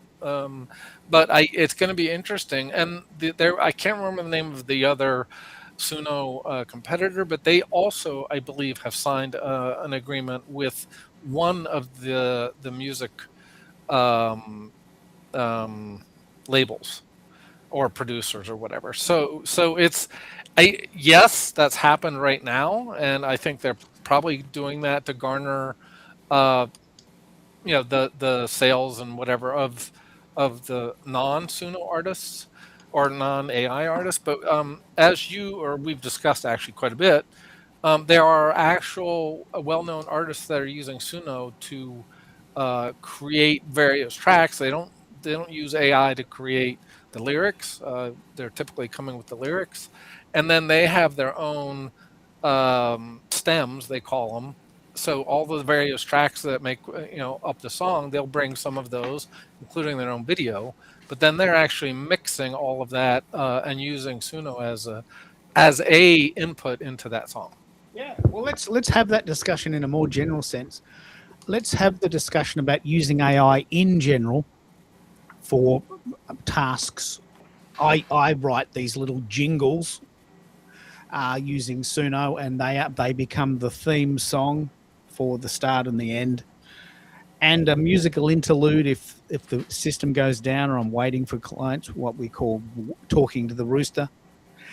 Sometimes I start the show and no one's there and I have to just make it up, and I can't talk for a very long time by myself, so I write these songs. Mike is using AI to make music, hopefully for people to buy. But I'd love to know what other people are using AI with. Tell us what you do with AI, America. You've got this great way to kick off the 2026 audio check. How do you use AI, and what's the positive and the negative side of AI for you? So I'll start with the negative. Because my value proposition is bring your voice, bring your present, bring your message in real time, AI kind of dilutes that. So I can't front load my message with too much AI, but I will use AI to help articulate what took place and craft my repurposed content using AI tools. That's predominantly where I spend most of my AI energy, is in repurposing. I will also, I'm just going to eat my words here. I also use AI to generate my my studios, my I was going to overlay, say, how about your backgrounds? They're AI. my overlays and my bottom thirds. That I do leverage AI. Let's have this discussion. There's no right or wrong answer. There's no judgment. I love AI. I love it. I'm not sure I could go back to a world without AI. There's no way. I wish when I was a muso I had AI in the 80s. My songs would have been so much better. They would have been, and they are right now much better. But what about you, Amolia? Do you use AI? Can you see the point, or are you a little bit anti? I'd love to hear everyone's thoughts on this. There's no judgment. I just want to hear how people are using AI, the good, the bad, and the ugly. What do you think, Amolia? So I use AI as well for content repurposing. It makes it so much easier. I like apps. Well, one, I do like to edit my audio and put in certain sounds using, I think it's Descript. I like using Opus Clips. One thing I do love, even though Key for audio only, we have a video right now. So I still like using Opus Clips because sometimes it does take these audio only live streams that do produce video and allow me to make it clips. So that way you can also put on different platforms that have stories or Instagram and things like that. So I do like using it for easy edits and repurposing. Let me pick up on what you just said there for the people that an old debrief or descript.com is probably the coolest audio video editing program because, and you won't know this unless you've tried it, editing audio, it takes 10 minutes for every minute that you hear. So if you hear a 1 hour video, a 1 hour audio, and it sounds fantastic, that has taken 600 minutes in human hours, like human lives. But no one does that anymore. No one edits manually anymore. Maybe some people do, but I don't know anyone. And there's all these great pieces of tech that make your stuff sound great in a tenth of the time. And I reckon that's worth $20 a month. It's Descript, Treble FM, there's Crisp.ai. There's all these great pieces of tech that make us sound better. Right? And if you're repurposing content, I think there's very little that you can say about putting out rubbish if you're repurposing it. Fair enough if it's live, but if you're gonna put it out again, you've got to do it. You've got to fix it. You know, I don't know. What do you think, Layla? Have you been playing around with AI? I know this is new territory, but do you have an aversion to it, or do you love it? Have you got some thoughts on it? Sure. I do use obviously ChatGPT to generate some level of script a little bit for my TikTok videos. I'm mostly using TikTok. I do have Facebook and Instagram, but I feel like traction is not great. So sometimes it just helped me to figure out a script and getting those hashtags and the tagline kind of thing. But the rest, I make my own video. I use CapCut to edit it, which is a great app. I find it's easier to edit within that app than within any social media platform. And I use YouTube. I've been doing YouTube shorts, and I feel like TikTok somewhat destroy my attention span. So I watch things that are short. Everything is longer format. I really have a bit of lack of a patience to sit through it. So I think using YouTube for me will be good to start gaining that attention span back again that I've lost just being on that TikTok for the past, I would say, almost a year. Something I need to try. I got a bit of traction. That's how also I attract most of my community members from my school community that I just built recently for Canadian women in business. So surprisingly, TikTok is generating that. LinkedIn, 0%. I find the LinkedIn is a bit dry or static as a platform right now, and I just don't feel like it's the right place. But this is somewhat where I use my AI at this point. Yeah, I love it. Lachelle, do you use AI? Have you got an aversion to it? Can you see the point of it, or is it just a bit too techy? It is a little techie, but I do use it. I have several collaborations, and so I have a lot of team members that use it. That kind of helps me with it. I use it to like brainstorm on ideas. But one of the things that surprisingly has worked for me is Substack. So if I go live on broadcast, because it's integrated with my YouTube, they automatically post the live, and then they do the shorts God, with isn't it? the It's genius, captions isn't it? and Isn't it everything. Yeah. genius? Let's explore this. So Just in yeah, it case you really don't has know. increased my shorts views because that they've done that. So they optimize it and everything. So that's been a good thing. So when you do a show on Substack, it automatically creates a post for you and automatically creates little snippets from that video that you can use, and they are remarkably good. Americo, do you want to pick up on this because you're doing this a bit? Yeah, absolutely. I find still to this day, and maybe Opus Clip has improved, but Substack, their automation picks up the clip intentionally and purposefully right where it's supposed to be and ends it right where it's supposed to be. Where with Opus Clip, I've tried, and all the recommended clips that they share still require some form of editing. I stopped using Opus Clip and rely heavily on what Substack offers me with zero effort and energy. I'll just listen back to it. It's like, yeah, it's on point, and I will repurpose it. I'll embed it somewhere or upload it to YouTube. There's possibly a trap that we want to sound perfect and look perfect, and there's apps for that. Like I could probably find an app that'd shave for me and put color in my hair and take away my big belly. And I could even probably sound like Hugh Jackman if I was really careful. But that's not me. I'm not Hugh Jackman. I'm not. And I don't necessarily want to sound like Hugh Jackman. So there are a lot of apps that can make you sound and look better than you are. But there's also a lot of apps that save time. And we've had this chat. In fact, Americo, you had this chat on Friday with Vivica, who lives now in Loveland, Texas, but she was from Edmonton. And she said, look, you don't need 10 VAs anymore. You just need a really decent AI, and you can save heaps of money and heaps of time. Do you want to pick up on that conversation? Because it was really relevant to what we're talking about today.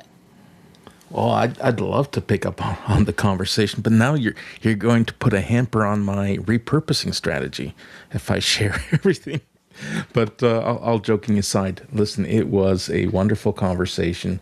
Vivica has a tremendous look and view on redefining and pivoting, moving away from the corporate landscape, and she has found a place where she's helping women 50 plus redefine and reimagine who they are and refinding their purpose.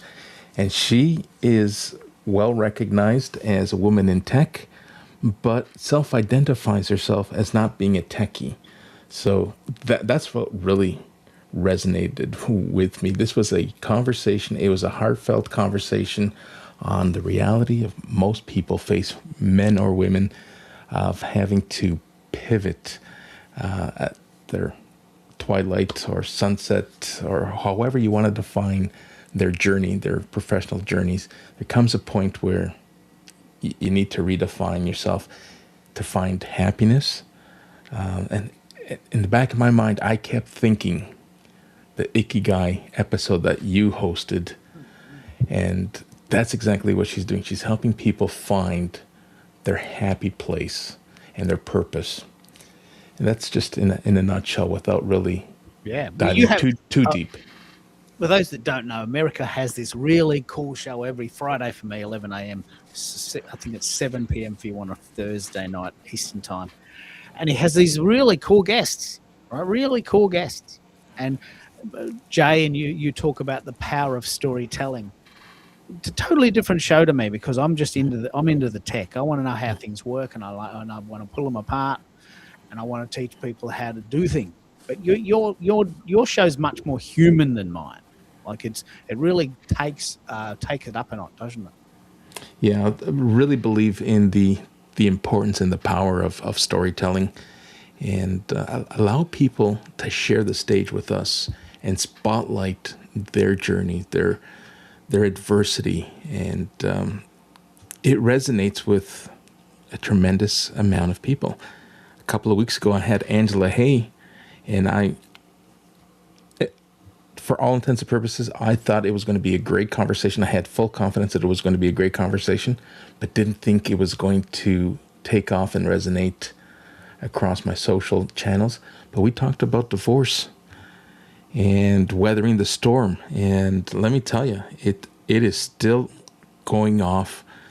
The views, the engagement across the different replays on YouTube.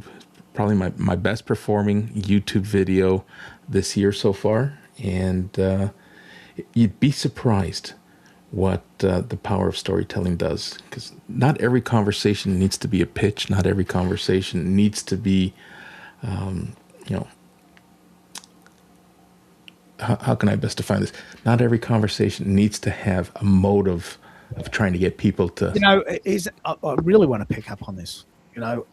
You talk to people on LinkedIn and go, okay, how is this going to make me money? Well, why do you have to be making money every minute of the day?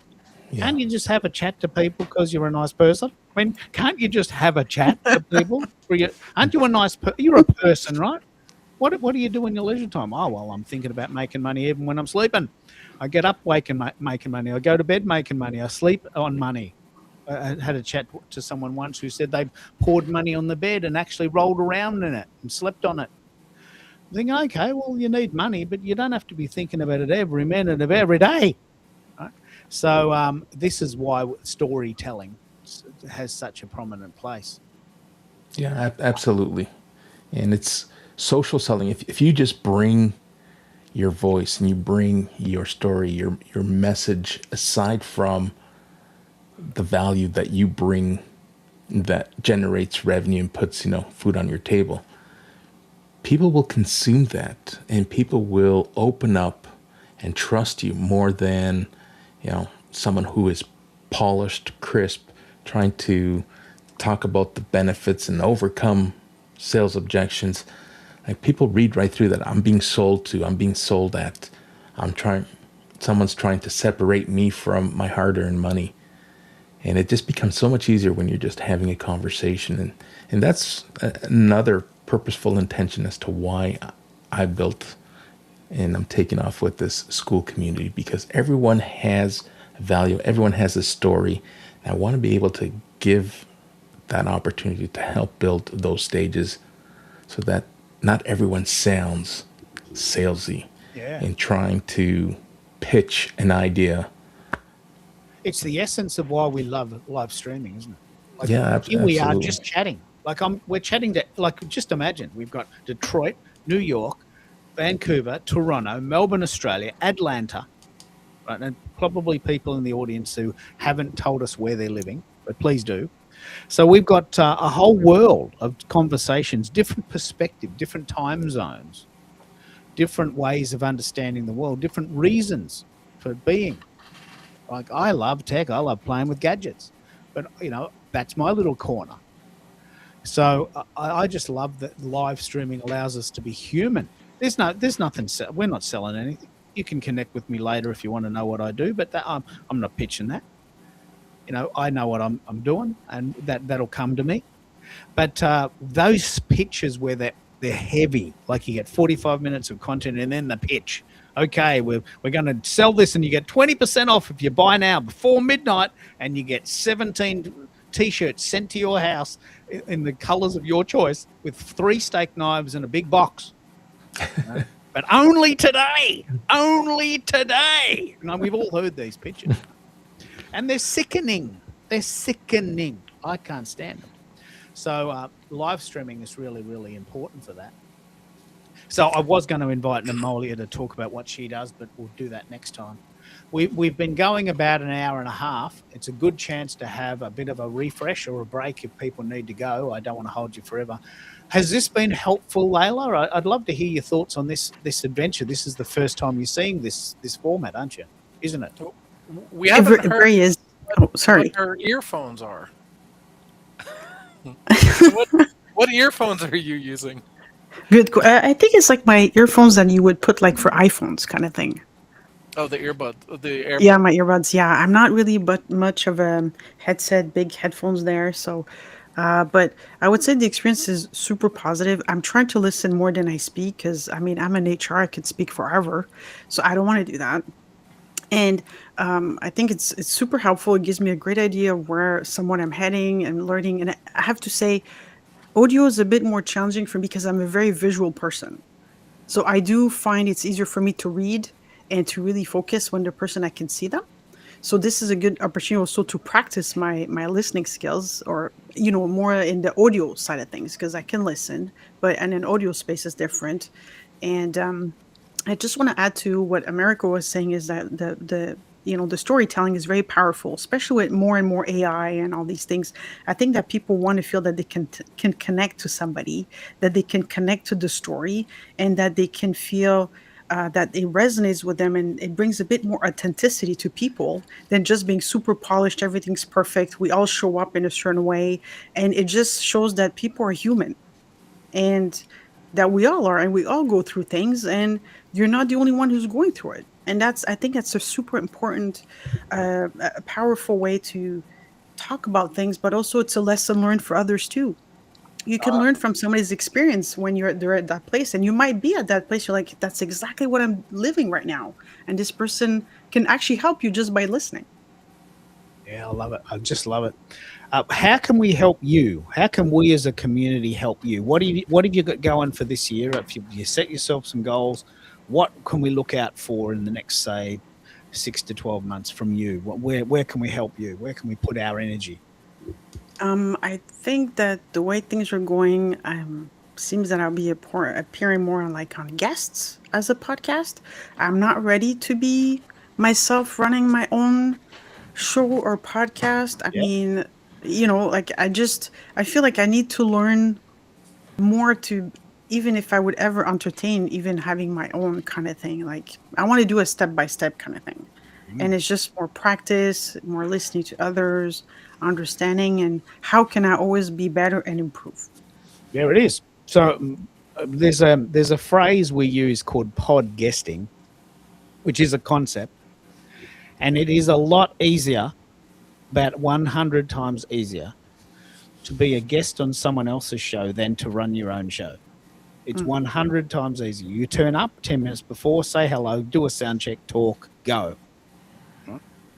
Now, that's not as simple as that, but that's the essence. So if you want to get more guests, I mean, hosts need guests.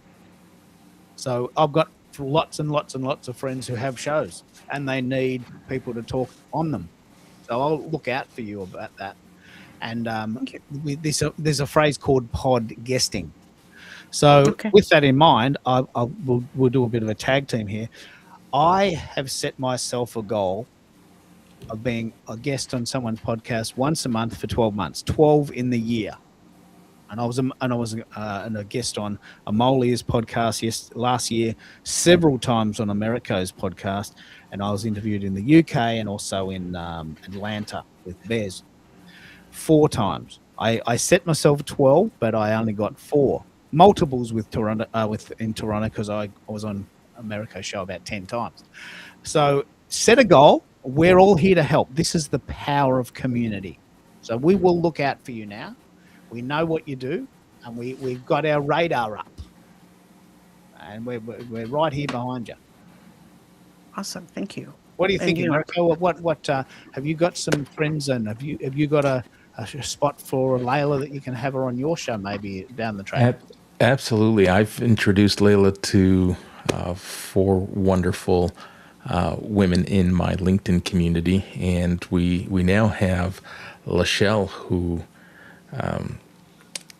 we get to hear, and she's got a fabulous story. For those who don't know, she's juggling a business and a family of 15, and that's 15 children plus a husband, and hands down, another wonderful person who has fabulous events on Clubhouse as well as LinkedIn and now Substack. So I too, I've embedded as part of my value proposition to help those who want to guest, because going live isn't, the community isn't uniquely designed to only help those who want to host. It's just helping those who want to have their voice heard, who want to build confidence around their voice. So I definitely have some people in my pipeline who I can introduce Layla and anyone else in the community to guest and bring their voices and their stories to different stages. I love this. Now, Loud Egg, jump in and tell us in the comments how we can hold of your show. I know you've got some really good tech ideas, but I'm not convinced I remember what your website is or what your show is. And so, could you jump into the chat and put that in the comments, and I'll put that on the screen. Lachelle, tell us about this show you're going to do with Americo, and what can we do for you this year? What are your goals for 2026? My goals again are building relationships. So I think it's helping me to be able to slow down and be more focused and intentional with my audience by going deeper with the people I know rather than going wider. And so really cross-pollinating a lot of my audiences to one key place is kind of what I'm working on behind the scenes. So I have LinkedIn, Facebook, Instagram, YouTube, Substack, and Clubhouse. And so I really, on top of coaching and training and speaking and all this stuff. So I'm really trying to scale back. And so I find that by creating these deeper relationships, this is the best way for me to do it. So getting some feedback from my audience on how the best way I can serve them, and then finding a way to create content around those topics, or actually creating different services, whether it's just training people on how to be comfortable on a podcast or how to start your own and different things like that. So I love it. I'm really working on really going deeper with my network and kind of bringing them all together into one spot to make it easier for me. I love it. So Loud Egg has just said he's got a YouTube channel. It's simply youtube.com Loud Egg. Let's all go and follow that YouTube channel. Help him with his marketing efforts. And when you go on the show, let me know and I'll promote that for you. And it's all about tech and marketing, similar things, similar types of things. Yeah, I think you might have to get your video out though and put your face on. So, but it's a pretty funky show from what I can tell. And we did indeed meet on Go Brunch all those years ago. So you never know where you can meet people and where they take you. It's very, very good. Now, Mike, this might be an unusual question for you, but how can we help you? You've already got your goals, but can we help from this end?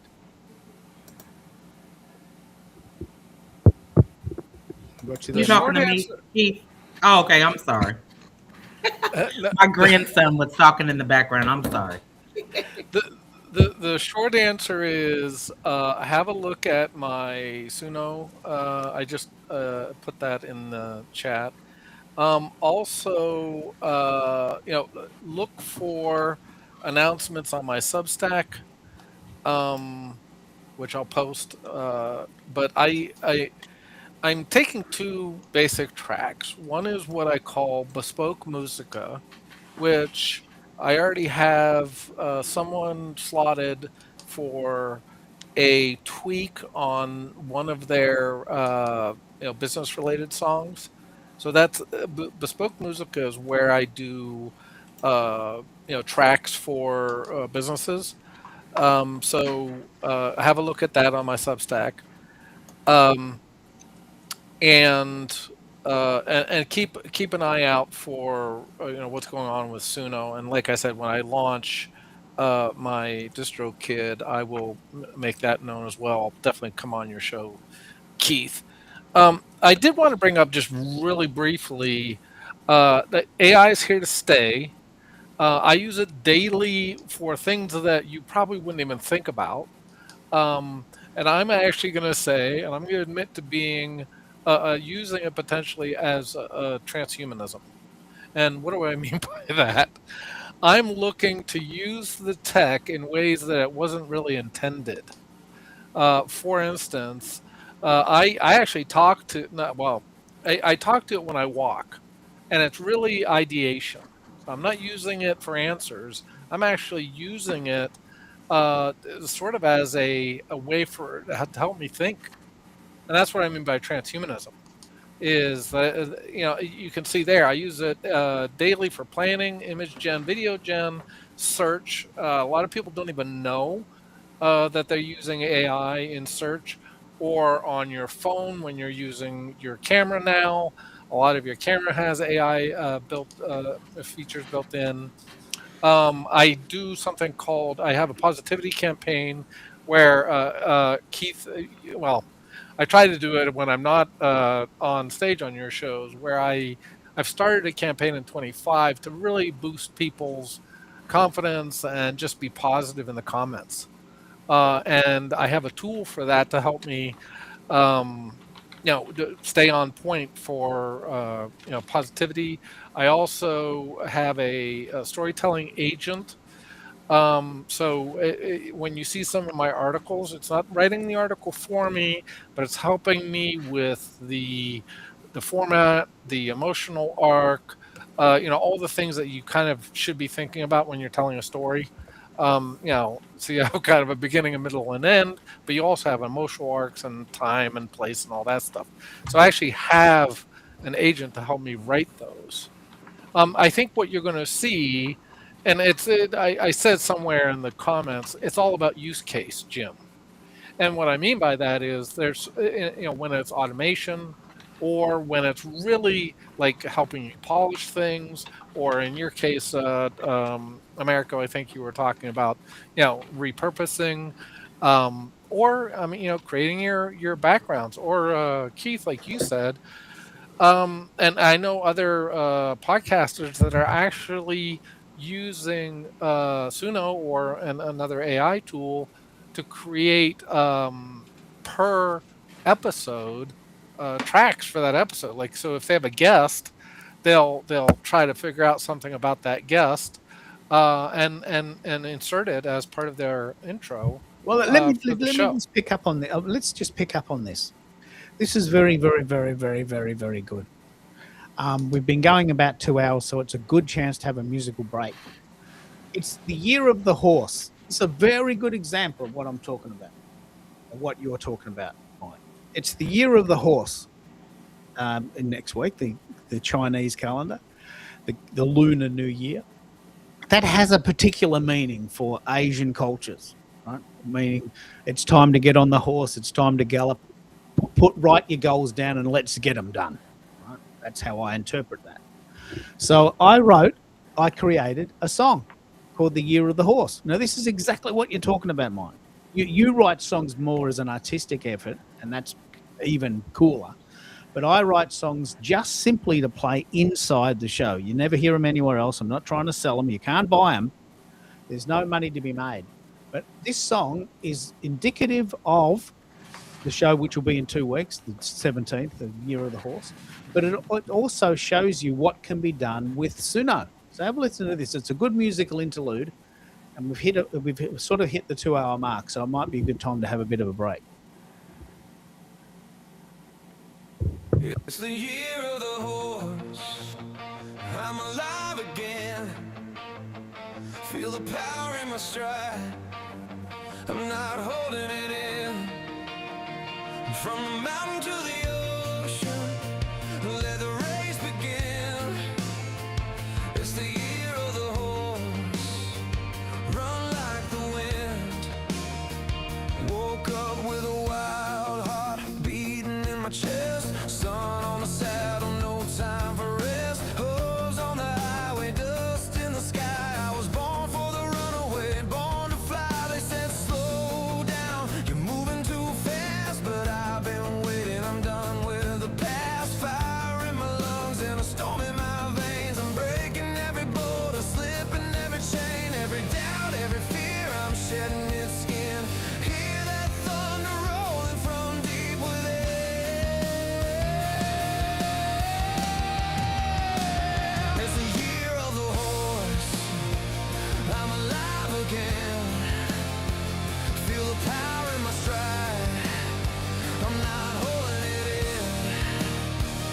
From the mountain to the ocean, let the race begin.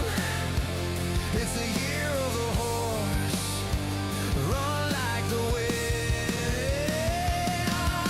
Nights in the canyon, stars in my mane, laughing at the lightning, dancing in the rain. Every scar's just a map of where I've been, pointing me forward, calling me in. No more fences, no more stay in your lane. I'm a wild Mustang, can't be tamed. If the world tries to break me, I'll just bend. Turn every ending into a start again. Every note that I heard, now it fuels my spin. Hear that heartbeat drumming like a violin.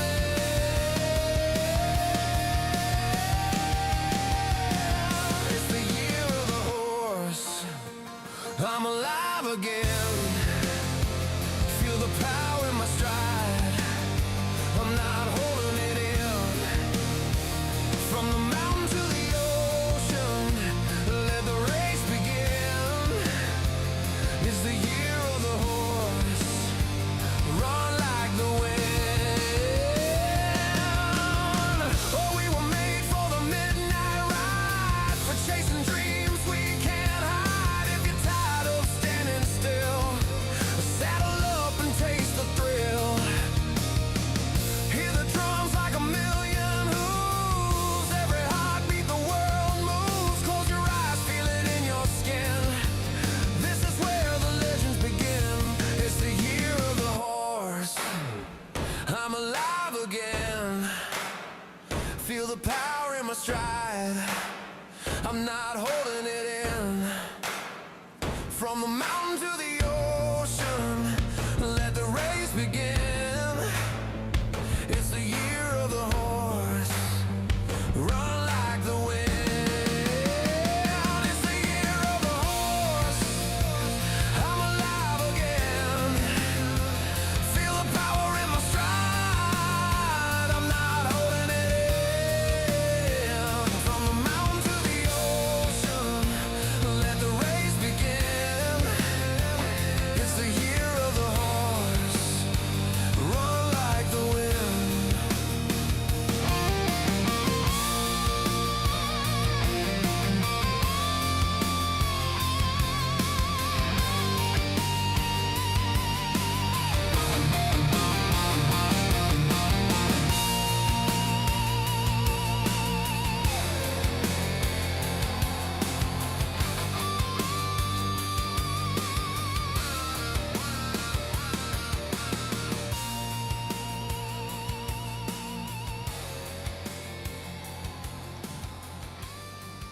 You're listening to KKFM in Melbourne, Australia. It's just like listening to the radio, only crunchy. So this is what we do. Like, this is what we do. We use AI to make songs. We write blog posts. We make videos. Where does it end? And where is the line? As you say, Mike, what do you mean by that? Where is the line? What do you mean?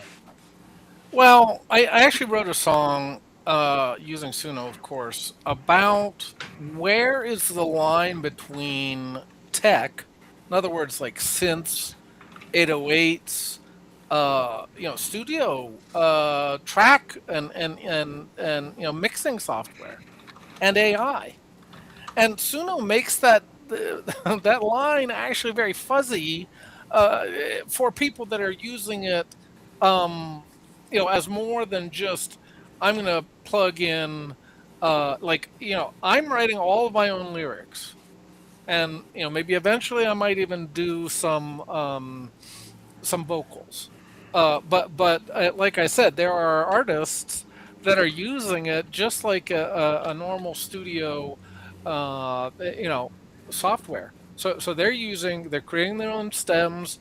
And then of course, then they're using some of the AI to create some of the other tracks. Maybe they don't have a bass player, or maybe they don't have a drummer, or whatever. So they have AI has Suno has the capability where you can load an audio track and then basically tell it, okay, match all of this other stuff, add all of this other stuff into the song based on my vocals, maybe my guitar track, and then basically add all these others, add horns, add drums, add this, add that, and then the other thing that we haven't really talked about, and I wanted to pick a little bit at you when you said you're not writing songs, because when you're using Suno, I'm not saying that you're writing everything, but you're actually producing the song, and I'm using it in such a way that I'm using all of these other prompts and all of this other stuff to actually change. That I'm not just plugging in one prompt and walk away.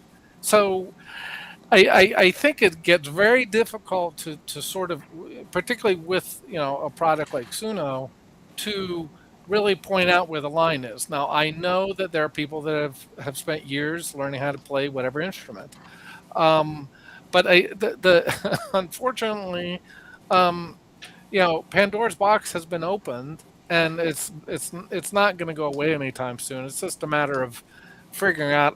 Just like any of this other tech, just like synthesizers, just like drum machines, looping stuff. I think we talked about this once, Keith, but I saw a woman. She played all of the instruments, but she looped it, and she couldn't do that without a looper. I That's mean, right. she Well, loopers can't are play very all of them all at once, right? So is that is she not a artist because she used a looper? I don't think so. I mean, obviously that's easy because she's playing each instrument, but she can't I play them think, all at once. I know Americo has to go, so I'll throw to him on this. But there's a lot of dilemmas, as you know. Bandcamp, which is a site that sells music, has refused to sell AI music. What I predict will happen is that companies will eventually withdraw their support. And it's fine that you can make the music and it sounds exactly like being on the radio, but eventually I think the level of support will disappear, so you won't be able to sell it. That's what I'm predicting. I'll tell you about that in a minute. Because Well, can I follow up on that though? Because Warner has signed an agreement with Suno, so and my understanding is that they're gonna. I'm assuming, right, that Suno will then use Warner artists. So somehow they'll get paid. I don't know if they get paid by Suno or if they get paid by Warner. I don't know how that's going to work, and then I don't know how that's going to impact me either, right? Yeah, I agree with Loudag. I think maybe we're going to have AI sound watermarks, but my question is, if I'm doing all the lyrics, or if I'm one of these artists that basically is only using it for a few tracks, is that really AI produced? Where's the line? And I ask him what do you this think, song. Americo? I know Where's the you've line? got to go. I'm going to come back to this. I've got a lot of discussions to have about this on 2 points of view. But what do you think, Americo? I know you've got a couple of minutes, then you've got to go. You're not a big fan of what we call AI slop, are you? That a lot of stuff now is starting to sound the same. It's starting to look the same. It's starting to read the same. And really, it's just a little bit sort of too polished, isn't it? There's no humanity in it. There's no humanity in it. And yes, 2025, we heard slop as being the key word of choice. And I refer to it as vanilla. We all started to sound and read and write all the same. And it just became seamlessly intertwined to where everyone just, hey, this isn't Americo speaking. This isn't Keith speaking. This is AI generated. And for some, it's great. It's all good. It's saving them time. It's making them more efficient, more effective, quicker. But I appreciate what it's done, but I also caution those who solely rely on AI for their existence. So kind of sitting on the fence, I'll lean into it where I think it will help me look better visually, but I will more times than not choose to show up on a hot mic, be vulnerable, fall on my face, but get up and respond in real time, opposed to using Notebook LM as an, for instance. There's a lot of value in Notebook LM. I know that you like it and that you use it. I've tried it and it just it didn't feel right for me. Oh, wow. Okay. Oh, geez. Wow. I love that's the coolest thing I think I've ever seen. Because I used to be in radio, and I think, hang on, this is two people speaking. Sounds exactly like the morning show. But we've got quite a few good comments here from Loud Egg, and I do want to hear from Lachelle, because I'm guessing this really grates at you because it's the opposite of what you're trying to do. Like, if everything becomes AI, well, no one's talking to each other. I'll send you an AI generated image. You send me an AI generated song. I'll throw you back my AI generated blog post, and then we'll go and do a AI generated interview on the radio, and then no one's talking to each other anymore. I mean, where is it going? What do you think, Lachelle? It could be quite dangerous, couldn't it? Well, I think, there is a place for AI when it comes to building your exposure and expanding your brand. I think really the growth is in the details behind the scenes that a lot of people don't see. A lot of times when it comes to what is out there on social media, that's the very public part of your brand. And so people really lose sight of the growth and all the muscle that goes behind that machine that you keep running. So, although I think, whatever you can do to grow your impact and expand your message, I think it's important. But just remembering that, if somebody has to program the AI, somebody has to be the brains behind it. And a lot of times people get to the point to where they find a lot of comfort in creating the automation and some of these things. But there's that realness around whatever problems people may be having that they're solving, or just different ways that you can connect with people faster without some of the technology, because one thing with tech is it goes through a lot of iterations. You start out with something, it has to be updated. I mean, I'm looking at my iPhone. I don't know how many more updates they're going to do. You get used to something that's always changing. So, being in a state where the pulse of your community and your clients, I think is so important, because you'll be able to impact and reach them quicker than any technology, rather than depending on it solely all the time. AI has numbed our senses, and it does make it feel like we're actually communicating when we're not. It's a very fascinating topic. Now, hang around as long as you can, America, but I got two very important things to say about this. One, I went to my friend's house, who was a songwriter, a published artist, who was paid to write songs. And he said, mate, let's have a chat about Suno.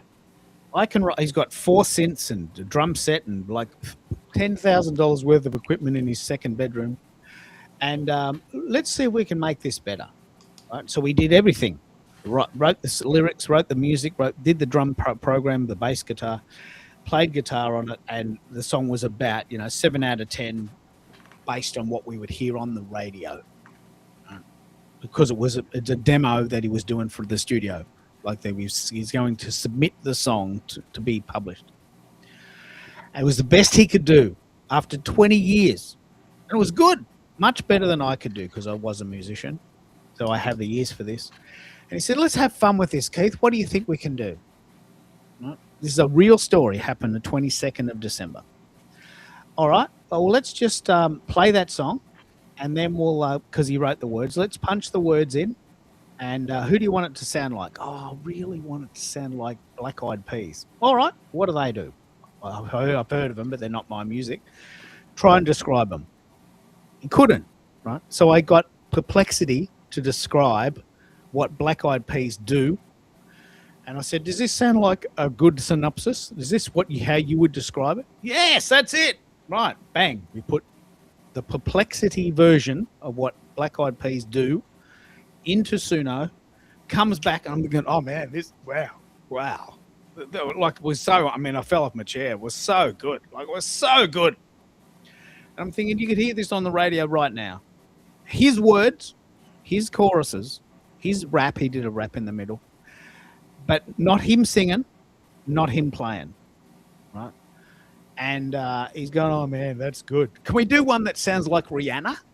Yep. So we did a Rihanna version, we did a Lady Gaga version, we did a Katy Perry version, we did a Maroon 5 version, we did a version of a band I like called The Script, and all of them were bloody brilliant, like off the charts, brilliant. And like we did 6 songs in about 4 hours, and we just played around, and he moved them around, bloody good. And I'm thinking, wow. Now he submitted those to the agency, and they said, "We do not accept AI generated songs. We've signed you on the basis that you can write your own songs. Please do not do this again. We will not accept AI generated songs for musical projects." Oh, okay, shit. I just spent a whole day doing this.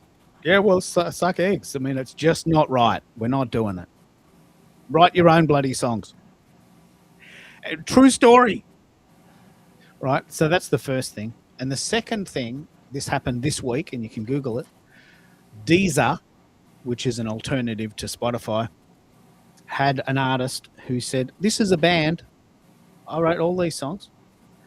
And the band played them, and there's 4 guys in the band, and we formed a band, and we wrote an album, and we've submitted these songs, and they're good, and they uploaded them, and they had 2 billion views. 2 billion views. He goes, "Oh, wow, that's pretty good. That's made you about $200." But they found out that the views that were generated were fabricated with an algorithm. So the band didn't exist, the views didn't exist, and there was nothing real about it. Right? So this is why I'm saying that eventually the companies will just say, "We're not doing AI. I don't care what you think, what you're doing. I don't care how much you've paid or how much you've spent on it. We're not doing it. We're not accepting AI generated songs anymore. It's just too much trouble." So my prediction, it's already happening, but my prediction is that Deezer, we don't have that here, but I have heard of it. They will stop accepting AI generated songs, and that you can create them, but there'll be nowhere to put them, and there'll be nowhere to buy them. And so I don't know where that's going to go, but we have 2 examples in my history in the last 2 months of sites that are musically inclined that will not use AI. So it's so easy to do that people are cheating. They're writing the songs pretending to be a band, and they're building an algorithm that listens to the songs when there's no one listening. It's going to be fascinating to follow it out. I'll send you the article if you haven't heard of this. Have you heard of this, Mike? Have you heard of this story? I hadn't heard of that story, but by the way, just for clarity, Bandcamp. I mean, the only reason I'm not looking at Bandcamp is because they haven't made it clear where the line is. They say primarily AI generated, and I'm like, well, what if from a copyright perspective, I own the lyrics. Period. I wrote the lyrics. I own the lyrics. So are they going to say if it's my lyrics and AI music that I can't? I'm not going to bother. I'm just going to go find a place where I can, even if it means doing it via Substack or something, Keith. So I'm not really too worried about the selling piece. And the other thing I wanted to mention is, I put it in the chat. And by the way, I'm seeing this because I think my phone is following me, but I'm seeing where people are able to buy bespoke tracks for instance, their wife's birthday or their wedding anniversary. And I don't think this is being done by normal studio artists. And I could be wrong, but my guess is to make it affordable that they're using AI. And this is I mean, I wrote an anniversary song for my wife and I's 11th anniversary, and it was very heartfelt. I wrote the lyrics, and I've done that for people's birthdays. I don't know if I did one for America. I can't remember, but when I know your birthday, Keith, I'll do one for you. But my point is, I can now use this tech to do something I had not a chance for doing, even just personally. Being able to write custom, tracks for people. And again, I've already written a number of intros and outros for people that are doing. And I wanted to mention that, Keith. That's the other thing is there's one gentleman I think has 20 minutes, which just blows me away. 20 minutes of an intro, and he also does video. So, and he's very talented on the video side. But and then we have Joshua Lee that actually has sort of a DJ show. Now his, I don't think are well, I don't know, but he's played a few of my songs on that. But his whole show is actually a music track. I mean, he does jump on the mic occasionally. So I guess my point is, the audience and the public are going to decide, and I'm very interested to see where this goes, because I'm kind of right in the middle of it. And like I said, with Suno and Warner, inking this deal, I'm not as convinced maybe as you are, that AI is kind of going the way that Dodo Bird, from a musical generation perspective. I just I'd think, be very interested in your thoughts, but I think from a business point of view, businesses are now starting to say enough's enough. If you want to make AI for fun and do a song for your son's birthday, well, go for it. I mean, that's not hurting anyone. But if you're going to pretend to be a band and get 2 billion views, and we're paying you $2,000 of our money for a song that you wrote on your computer, well, that's not fair. Because no, not a real. We're not getting any money for that. It's costing us money, right? So Deezer has already started a movement. Deezer, a competitor to Spotify, have already started a movement to actually ban AI generated music on streaming sites. I mean, I wouldn't have predicted this. I read this yesterday. So Deezer is saying, look, we're not taking it, and we're going to make it really easy for you to tell which is AI generated. We're just not having any part to do with this anymore. Sorry, walk away. And Bandcamp's already done that. And Mark's, my best friend's publishing company, has already done that.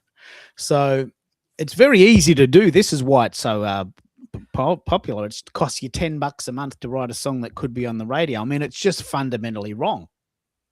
It's fundamentally wrong. according to the gatekeeper, Keith. I mean, before you couldn't really get anywhere without having a label. Now there's plenty of artists that are doing things without labels. Yeah, I mean, they have their own label. Such a great discussion. There is a movie that probably my favorite movie of all time called Begin Again. I mentioned this a few times, but it's such a great movie. It was made in 1995 or something. It's something really ridiculous, well before Spotify, well before probably even YouTube. And Mark Ruffalo, who's the main character, plays a executive in a studio, and Keira Knightley plays this guitarist, a folk singer. And they record 10 songs, loosely an album, if you want to call it that, in the basement. And then they go to this guy who says, oh, look, this is pretty good. They go to this record label. This is pretty good. We're going to release this for you, and we'll give you 5% of whatever you make. Isn't that fair? We're doing all the work. What do you mean we're doing all the work? We recorded it. They're our songs, and we did all the work in recording them. And all you're doing is distributing them. At best, you're entitled to 50%. Why are we paying you 95% of what we make for the purpose of being in the loop? We'll just be the loop. Right? That's what the movie's about. And they just call on all their mates, and the song, they release it, and it has a result. And they're happy with the result because they did it. This is a very old movie. It was very old, at least 20 years old. And so I remember having a fierce argument with my friend Mark about this, because he said, mate, there's only one way to make music, and that is to submit it to a publishing company or get the label to pay for it to be recorded. They do all the work. You just make the music. Well, okay, that's a bit of an old model. So you are right that we're now starting to think of our creativity differently. I mean, I can be creative, and why should I pay someone 90% of my profit just because they put it out? I mean, Well, and Keith, the only reason I was just going to use boot camp is because it's already there and it was huge, right? But that doesn't mean I can't use Substack. And I forget there's another tool that you can use. It's already set up to sell things. So all I have to do is load the track up, and I can start selling right on Substack.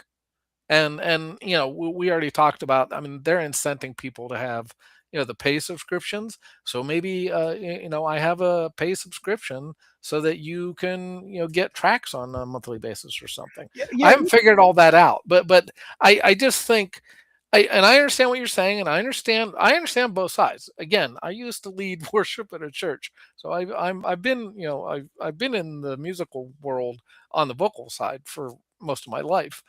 So I understand, the artist standpoint, the pure artist standpoint, right? I completely understand it. But at the same time, the Pandora's box is kind of open.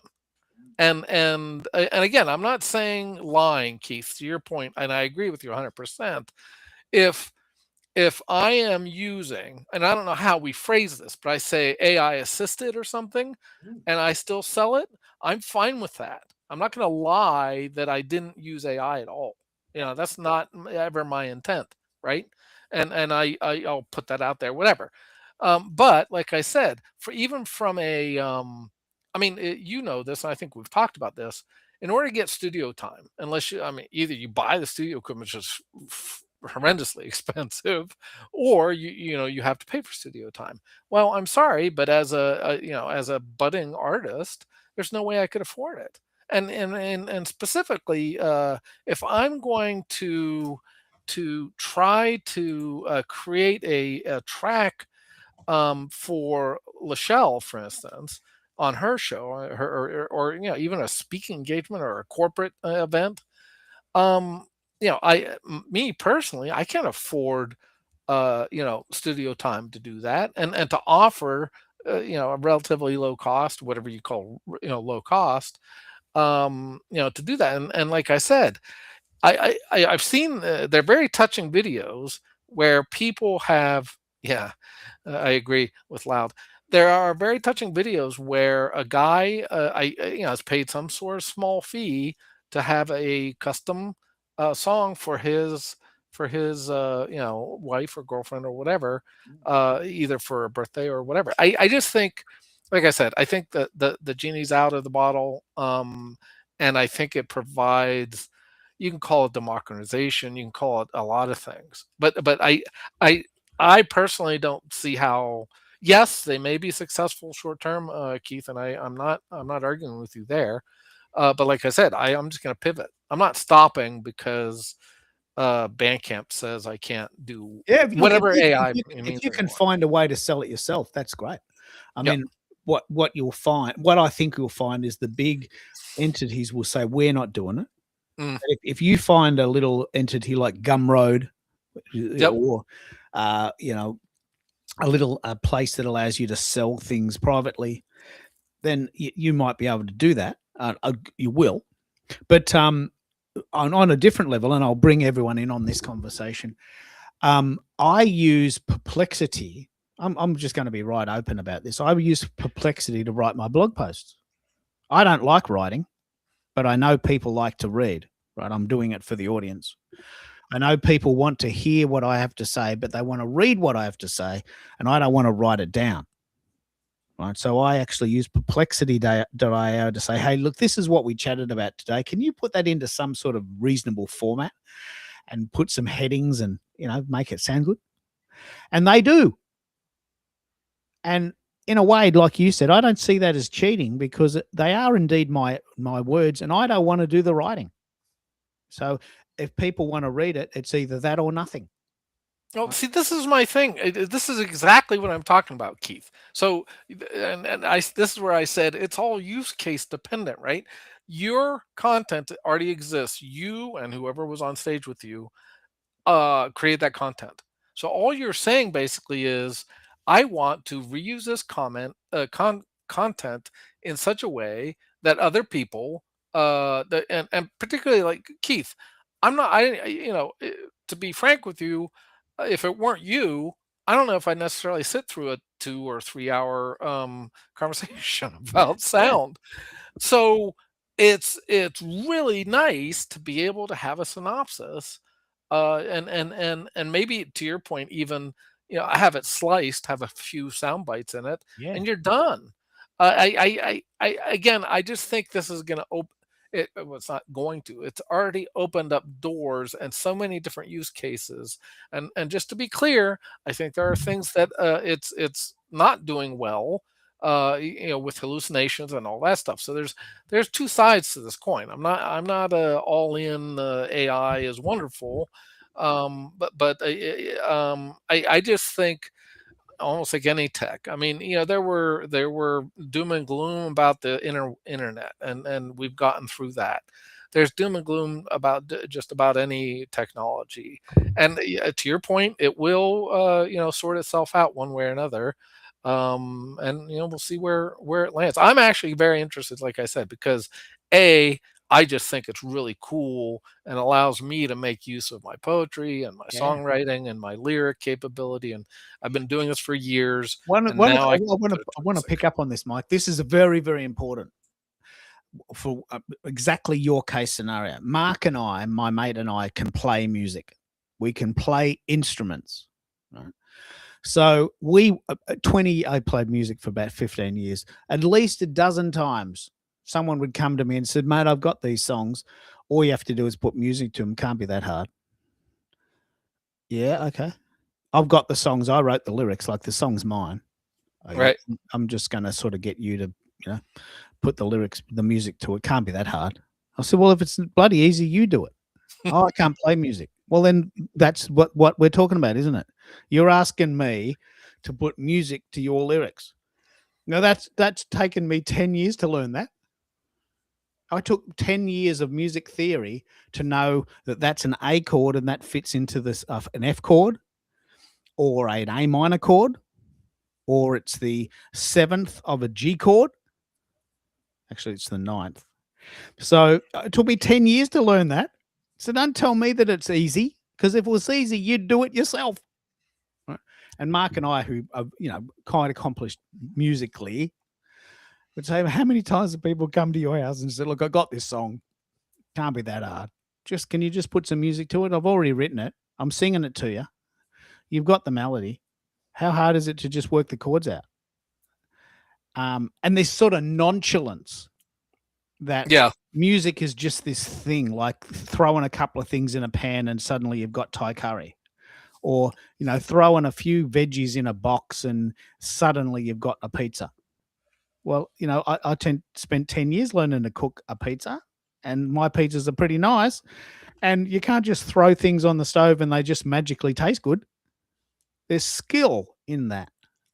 So, what's now happened for people like you who can write lyrics but can't play an instrument is that you can just use Suno to say, "Look, can you just do that?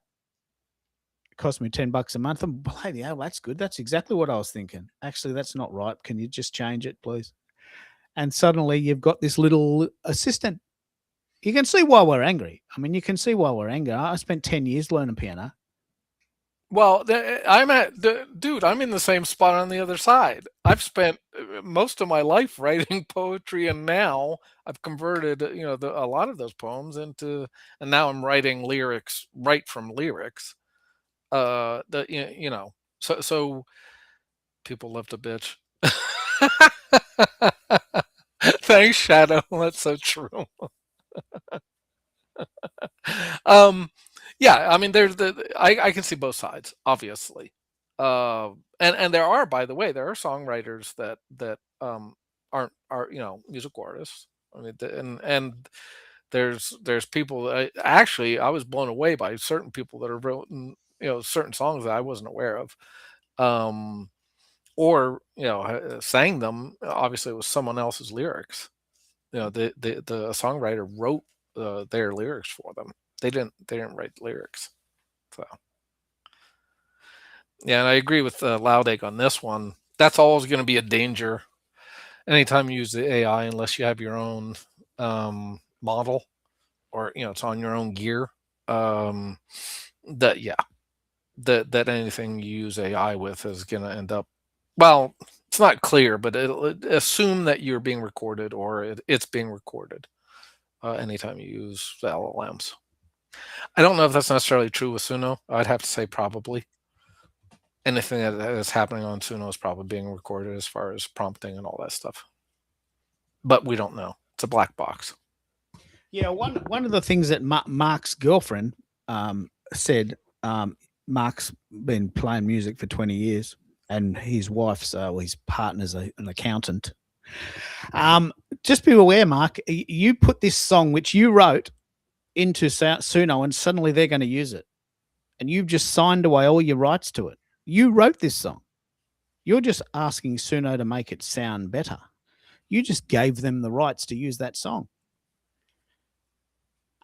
It's in the fine print. So if you upgrade to Pro, and you've given them the rights to use it, which they then goes into their configuration, and suddenly your song could come out on someone else's song 10 years later, and you've given your rights away. That's not so important to me because I'm only having fun with it. It's very important to Mark because he makes a living out of songwriting. So it was his partner that pointed that out. He just wants his song to sound good. I'll have to reread Suno, but the Pro version, I have the commercial rights to. So if I have the commercial rights, they can't have the commercial rights. On the free version, that might be true. You can't copyright AI songs. You can't copyright. So if something... at the moment, but I own the lyrics, and I can copyright the lyrics. Yeah, but if you put it into Suno, you're giving them the rights to use those lyrics. I'm gonna have to double check that. Yeah. So if, say, for instance, I'll give a very good example. There's certain lyrics that just no one says in real life. Mm-hmm. So there was a song, I think it was by Genesis, called Invisible Touch. I think it was by Genesis. I don't even know what that phrase means, but suddenly I'm hearing this song. She's got an invisible touch. And I'm thinking, that's not your song. That's not even original to you. And it's okay if you were just writing love songs, but invisible touch is a very specific phrase. I'm not even sure if I was trying to define what that means, but it was a very big hit in the 80s. I think it was by Genesis. Now, they've just stolen that. And it's just two words in the English language, invisible touch. But they're in a very unique combination that I've never heard done before. So you might find 5 years down the track that you're hearing a song on the radio, says, "Hang on, I wrote those lyrics. I wrote them." Now, you got no recourse because you used Suno to make the music. They now own the lyrics. You better check this because this is definitely the case. You've signed away your rights to use this music exclusively because you're using Suno to make the music. That's very much a part of their story. You wrote the lyrics and you can feel very proud of that, but if someone ends up using them again, you got no rights to recourse on that. You can't sue them, or you don't own the copyright to your lyrics anymore. That's terrible, isn't it? Because you put it into Suno and you've given them permission. It goes in the funnel. Just for clarity, and this gets complicated, but just for clarity, if it's in the model and it's being used for training, that's something completely different than they own or they have the rights to use the lyrics. I'll double check, and maybe I'll even reach out to a lawyer. But it was my understanding, and I should probably do this before I really try to make a lot of money at it. And to your point, yeah, it's Substack. No, it's a very good point. My understanding, and I could have sworn I went down this rabbit hole already, is that you could potentially copyright the lyrics, but that doesn't really help me in that I can't. To your point, right now, the Copyright Office, the U.S. Copyright Office, actually, that's a good question. I don't know. I'm assuming you have something like that in Australia, but The U.S. Copyright Office will not allow any. It's not just Suno or songs. It's well, and this is the other thing, Keith. There is a legal what's the word? There's some legal threshold that it has to be X, but they haven't defined what X is. Meaning, okay, if I write the lyrics and Suno writes the music, what percentage of the song is AI? And I don't think they've. So again, I'll probably reach out to maybe even a lawyer that specializes in music law. Is probably better. But because I don't want to just get a sort of run of the mill lawyer. But my assumption would be if I can, and I believe I can copyright the lyrics to any song that I wrote. So, but to your point, you're saying potentially that I've assigned away that if I've put those lyrics. Yeah, well, let me, because this is a very interesting discussion for me because I'm in the zone. Like I'm not just commenting as a bystander. My friend Mark wrote a song called 8 Billion Ways to Die. Very unique title. 8 Billion Ways to Die. Right? He put it on YouTube in something like 1998. Right? He had a record deal by then, publishing deal by then, I think. And so we put it on YouTube. And then the public transport system created a song called 8 Billion Ways to Die. Public transport system. It was on the TV. And he says, mate, I wrote that song. Like, I wrote that song.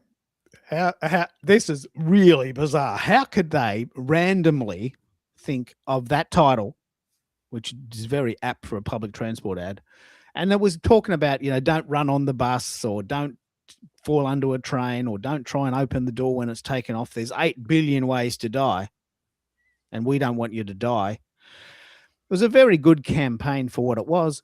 And he went to the publishing house and he said, look, we actually agree with you. This is your song, but you're not going to win. Wow. You're not going to win. We're not going to back you. If you want to spend your money and mortgage the house, go for it. But it's probably going to cost you 30 grand and you won't win. So do you want to mortgage your house and take a sort of a second mortgage out on a pride thing? I'm assuming that was a government agency, right? No, this is the publishing house said that. No. I'm saying the people that. Yeah, local government. Oh, local. Okay. Local sort of state government did the song, and they contacted them and they said, "Look, we say that we've never heard this song before. There's no way you can prove that we have." It's on YouTube. Yeah, I know there's on YouTube. There's like about 140 years of video on YouTube. There's no way we would have seen it. And I agree, it's a very bizarre coincidence, but we can honestly say we've never heard this song, and this is what we'll be arguing in court. And take us to court if you want. Wow. Big government department, take us to court if you want. We've never heard this song, and that's what we're going to say. And how could we have heard it? Right? How could we have heard it?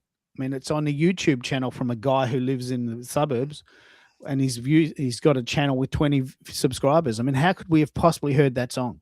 But it's the exact same lyrics and everything? Same melody, same chorus. No. Now, of course, he's right, but he was not going to win. Yeah. And I remember in a similar thing, someone came to our house and said, look, we're building a 3-story house next to you. I said, oh, I don't want you to. Well, take us to court. We went to this guy and he says, mate, it's going to cost you 30 grand and you've got a 37% chance of winning. Now, I'm happy to fight you. I'm happy to fight for you, but I'm actually thinking you should save your money. Yeah. Because you could throw away, I think it was $3,000. You could throw away $3,000. You've got a 63% chance of losing. We've done this 100 times. We're happy to fight for you. Just pay us and we'll do it. But you're probably throwing your money down the toilet. So when you say you can copyright your lyrics, what does that even mean? Right. You know, if Beyonce did your song, would you think you'd get some money out of that? She might give you some money. Maybe she'd be a nice person, but she'd be under no obligation to. Well, and that's the other thing, Keith. I'm not writing like pop lyrics. I mean, my songs for the most part have it's my message. So to some degree, the message to me is more important than the money. Now, of course, I'd like to make money, but I'm more interested in getting the message out on a lot of them. There's a few that I think may have some commercial value and could make money, but that's I mean, my heart is about the message. Oh yeah, well, and that's what I've sort of said all along. I'm doing these songs myself as theme songs, as jingles Mhm. for my show. I'm doing them for fun. I'm not aiming to have commercial success. I don't charge for this. I'm just doing it for fun. So I don't expect to make money, and there's no way I can. So that's fine. I'm arguably not even infringing copyright in that sense. But if you want to make a living out of this, or at least make some money, I think you might have a bit of trouble. And that's sort of that's the position I'm taking on the what will happen. Sure, AI is easy to do and it costs $10 a month, but you're going to be able to pay your mortgage on that? I don't think so. No, I would probably agree. Again, that's not what I'm here for, but I do know there is a market. I can tell. Now, again, I'm not saying I'd make my mortgage money, but I do believe, and part of this is, what do you really want to do with your life after you have a certain amount of money, right? Oh, great And question. and in retirement, I'm gonna need something to keep me out of trouble. And I personally, I think this is a beautiful. If I'm already known on certain LinkedIn circles for doing these songs, including the intros and outros, but also the birthday ones. And if I can get bespoke musica out there enough, where I'm just making, I don't know, a couple hundred here or there, on creating personal songs for people, and again, I'm gonna already have to figure out. I've already kind of figured out I'm gonna have to have a couple tiers and a couple different pricing models, because I'm not gonna be stuck rewriting songs forever. That's not something that's gonna bring me a lot of joy. And I'm gonna have to have some certain boundaries about how much time I'm gonna be spending on something I'm only charging you $100 or whatever I'm gonna charge you for. But anyway, all that said, I can tell you that the birthday songs I've written already, and some of these people, but I wrote a birthday song for uh, Felipe, and then that actually landed me. He did pay, and I won't say how much, but he did pay me for a track for a that is connected with a video that he did out of the characters in his book, his children's book. He created a video that he used my track on, and that is actually in the next printing of his book. He's going to have a QR code that sends people to that video that plays my track and his video. So, and he's already given me, for lack of a better word, free PR. And he mentions, every so often that, I've done tracks, and then I did an intro and outro for one of his shows. So anyway, long story short, yeah, I'm not looking to become a millionaire by any stretch of the imagination, but it will be interesting. I'll just say I think it's going to be interesting to see how all this plays out. Yeah, and look, to be honest, I'm using AI. I don't even mind. I don't even think it's cheating anymore. I don't like to write, but people have often said, "Can you write that down?" Yeah. And I don't want to do it. So it's either I get AI to write it, or you miss out. Like it's that simple. I'm not writing it down, but Perplexity could do a summary, which is a very reasonable synopsis of what we talked about. Yep. I didn't write it. I'm not pretending that I did, but it captures the 20 to 25%, maybe 30% of people that like to read. That might be more, but that's what I'm hearing. So 20 to 30% of people want to read it. They don't want to sit through a 4-hour show. Yep. They don't even want to sit through a 1-minute video, but they'll read it with pretty pictures and a headline. So if I can get Google Notebook or Perplexity or Pi or ChatGPT to write that, I don't see that as cheating, because it's creating an additional version of what happened that I wouldn't do. Yeah, I don't look at it as cheating, Keith. When I'm writing, I've written. I actually have any money. I've used AI to, like I said, ideate. So I need, when I come up with an idea, a lot of times what I would do in the past is I would create basically a table of contents. Well, now I can just use AI to create that table of contents, and then I actually have they call them in Perplexity, they actually call it a space. I have a space that walks me through basically filling out. It's not doing it for me, but it walks me through filling out that. It's not a table of contents at that point, but it actually walks me through that when I'm building out either an article or whatever I'm writing. It's all of my writing, but it's assisted because I need help in. And then what I usually do is say, okay, if I feel like it's too technical or if it's too, I don't know, highbrow or whatever, then sometimes on occasion I've said, okay, can you write this so that a high school graduate or a college graduate or something can understand it. I'd be fascinated to know this. People who love to write, do the ideas come full circle, or how do they get their inspiration? I don't like to write, so I can't speak to this. But where do your ideas come from? Do they just come out of your brain and you just write it all down? Is that where it happens, or is there some mechanism? In the music world, we call it Jim Beam, Jack Daniels. A bottle of whiskey always creates a great song, right? Even if it doesn't create a great song, it creates a great night, right? So many famous people have drunk a bottle of Jim Beam in order to write a great song, and the headache is worth it when they hit number one. But what do writers do? How do writers get their inspiration? For me, actually, what I'm doing of late, Keith, is if I get an idea, it's usually out of nowhere. Like maybe even when I'm sort of half asleep, or when I'm asleep and I'll wake up, I'll have usually I don't remember my dreams, but I'll have an idea. So actually I use Google Calendar's task tool to write down that idea.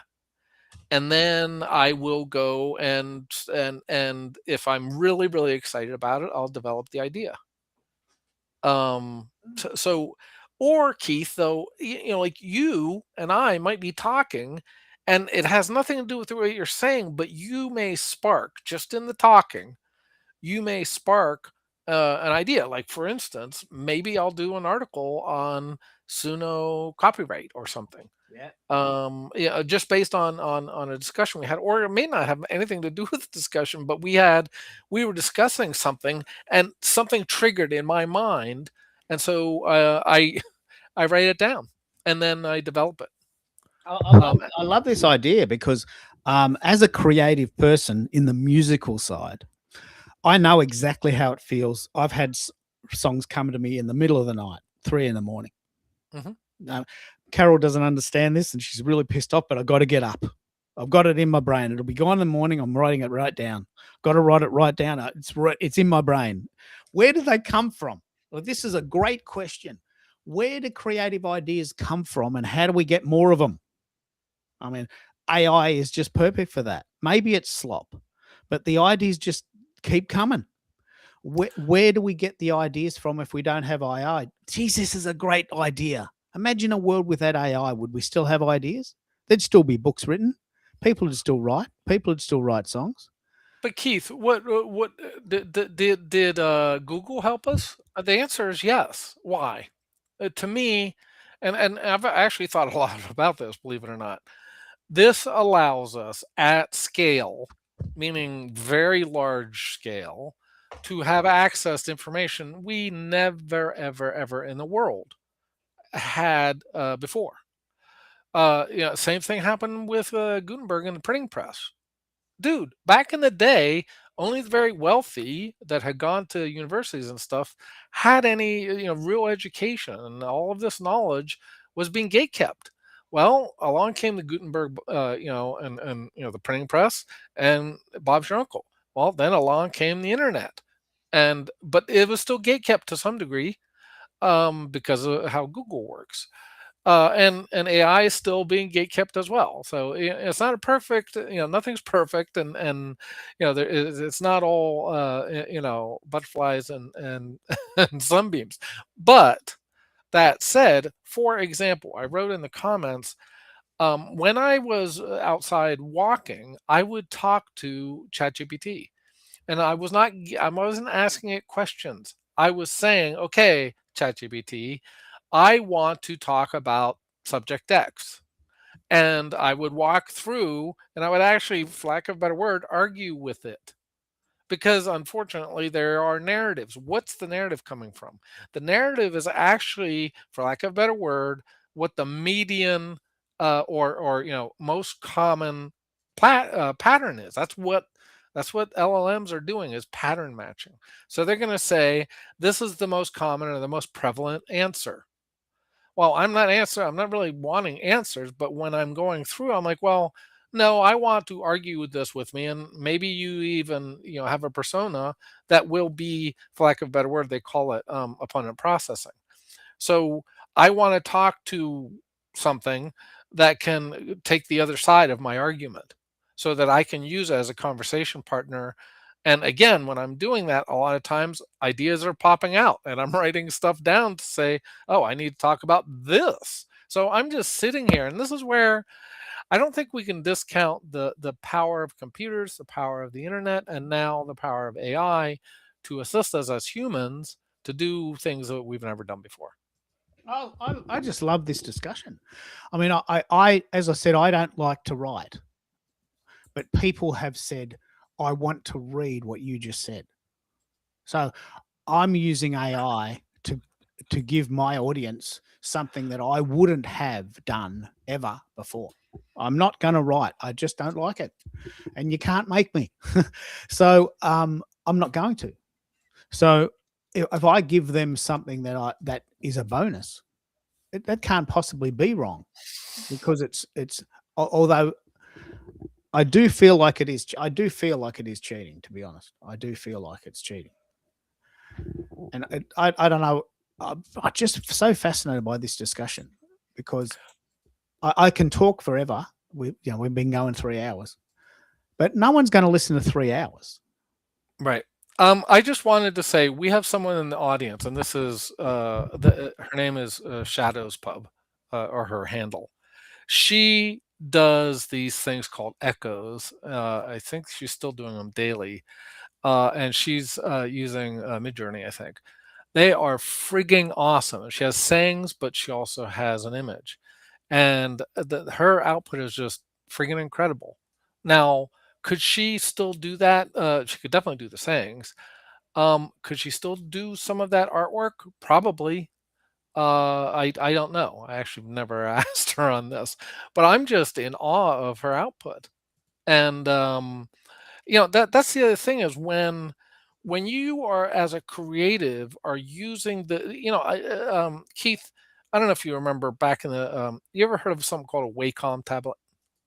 It's a digital tablet that you could use various brushes. I mean, you could use a pointer device, and you could create brushes and all this other stuff digitally. So you could basically paint digitally. Well, I just use this. I view this as sort of the next iteration of that when you're talking about like what Shadows is doing via Midjourney, because her yeah. So yeah, she said yes, she's still using Midjourney and she's still doing it daily. Um, she has to. There has to be a picture in her mind that is causing her Well, there you go. She says not a chance. I guess she's talking about doing the paintings, but that she has to use that creative mind to then turn that into a prompt, and she has to know, to your point, she has to gain. Now it's rather rapid, although Midjourney changes too, but it's probably one of the most rapid things that's happened in tech. But she has to learn how to prompt properly to get the and to be frank, for me, I only get about 80% of what I'm looking for out of most models. But I'm still waiting to use Midjourney. But my point is that in essence that's a brush. It's a very complicated brush, but for me, that she's using that, or when I do it, I'm using the prompt capability and the skill to create that image or now video. So I love this discussion. I actually know Shadow's process. I'll get her to discuss that. But when it comes to songs, I'm very interested in your thoughts on this. I know the sorts of songs that I like, and I want to create a song that sounds like the songs that I want to hear. So I have an understanding of what I want to happen. This is what you're saying, whether it's art or words or songs. You probably have an understanding of what you like. It's not random in a way. Okay, that's not bad, but it's not what I was after. Can you make it sound a little bit more like? Can you put in a solo? Can you have a double chorus? Can you put in some harmonies? And this is where my music theory comes in, and I sort of use those phrases. And you do the same. Do you do the same? Do you have an understanding of what you want it to sound like and at the end? who that is a very good question, and actually I think we might have talked about this. It's almost different. I'm going to say yes and no. And what I mean by yes is I kind of know what I'm, particularly the emotion. Emotion. Music is just so powerful, so I know what the emotion that I want to evoke is, but I don't always know even the genre, Keith. Like, do I want to use gospel? Do I want to use R&B? Do I want to use country? For storytelling, country actually is kind of good, but it really depends on. And so, what part of my process is actually using various genres. And then, as you pointed out, though, then I have to change like tempo and key and all this other stuff. Uh, what about spoken word versus sung? What about you? I don't know if you've heard some of my songs, but they have a crowd sound, because if I want to sort of make it sound live, or in the church world you have worship, so you want to have it sound like it's being part of a worship service, or a crowd, because that has a emotional impact too. So the short answer is I start with knowing, once I have the lyrics. But that's the other thing, Keith, I found, is that as I'm going through this process, sometimes I'm like, well, this isn't working. Regardless of, let's say I have the genre down. I'm like, well, these words, maybe this verse isn't working, so I rewrite it on the fly. So I would say for the most part, yes. But the other thing is, Suno supports at least 800 both genres and subgenres. Like, you can mix and match genres.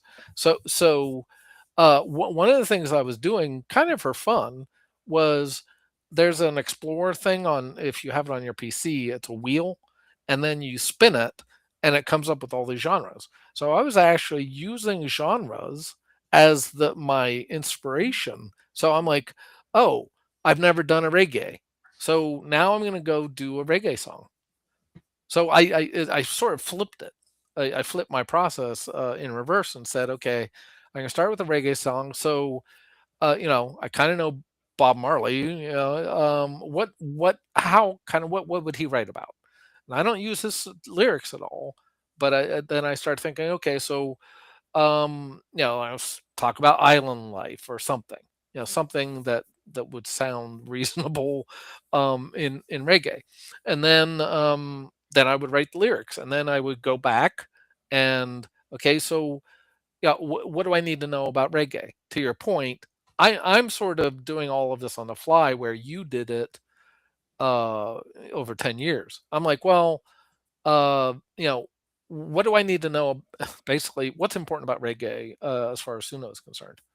And you know, how do I frame this that makes sense in for Suno?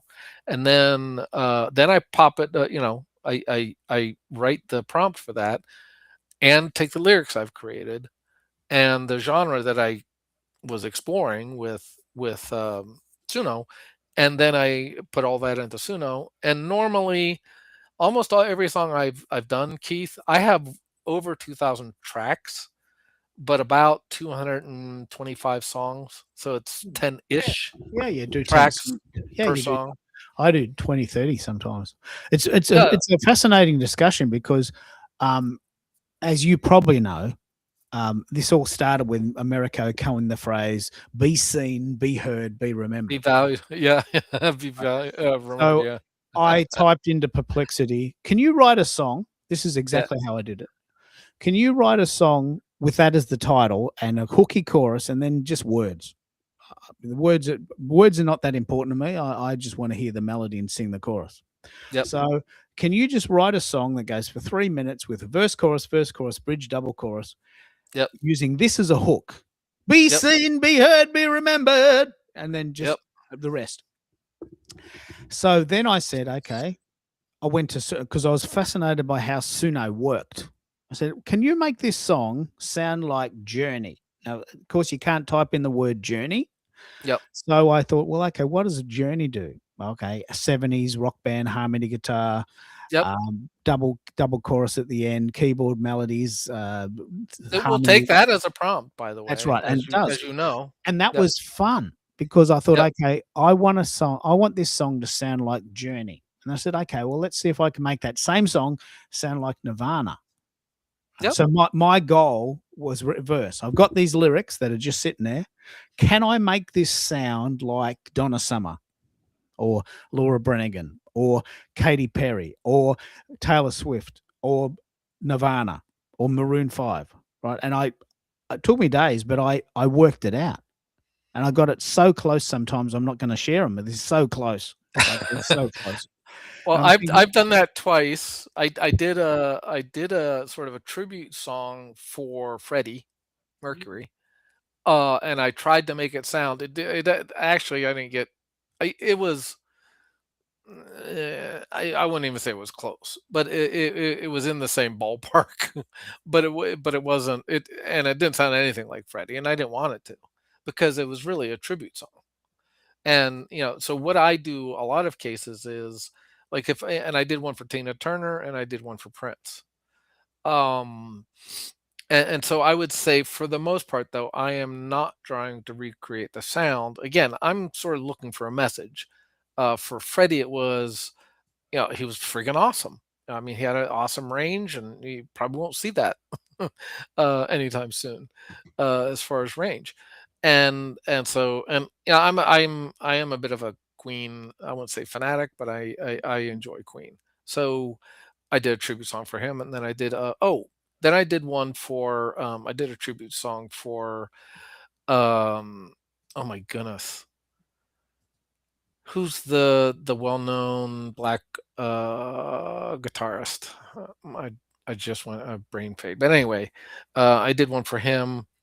So yeah, I'm not for the most part, I'm not trying to sound like anybody, when I'm or any at least consciously. Now, that's the thing, very interesting that you said that though, Keith, because I had someone that, she's, trying to figure well, she's, for lack of a better word, she's like a child of the '60s, and, she, would listen to some of my songs and say, "Well, that sounds just like," or not just like, "but that sounds like, so and so." I'm like, "Well, never heard of them."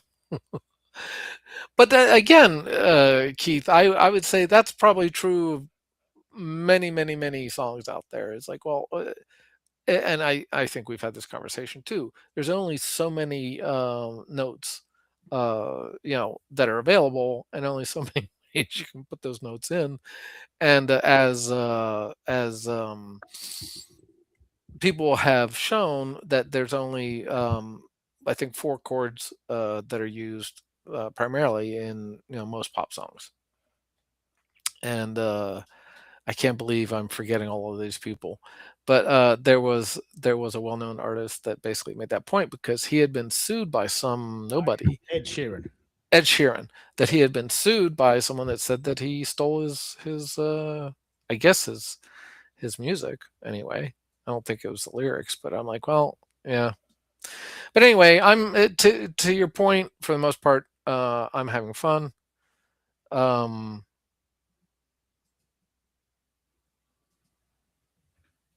yeah, Yeah, I think it's really important. I'm having fun with it too, but I don't expect it to be a career. What I really love to have this, I'd want to morph into this. Loud Egg said something slightly different to what we said. Was, what do you want to do when you have any money? But you said, what would you do if you didn't? Is that how you phrased it? What would you do if you didn't need the money? Is that how you phrased it? well, it's kind of like, what do you do in retirement? So for Yeah. the most part, I'm not going to be focusing on necessarily a revenue stream. It's going to be more, what am I going to do to keep my mind engaged, right? Now, to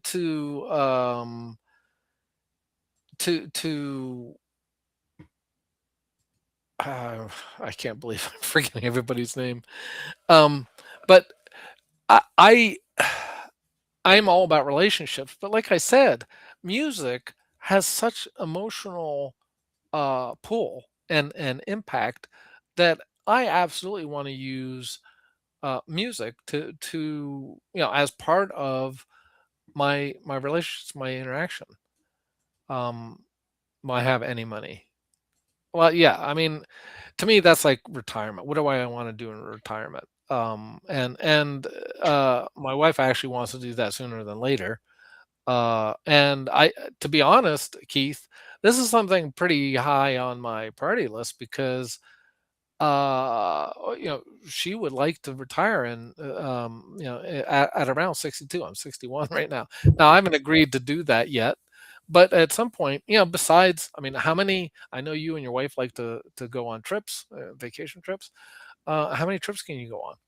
Look, I agree with you. I really want to have this discussion because I saw this article the other day that someone had done the math on how much it would cost to live in a retirement holiday, and he worked out that he could travel on a cruise ship for 20 consecutive years with the bridging hotel paid for in between cruises.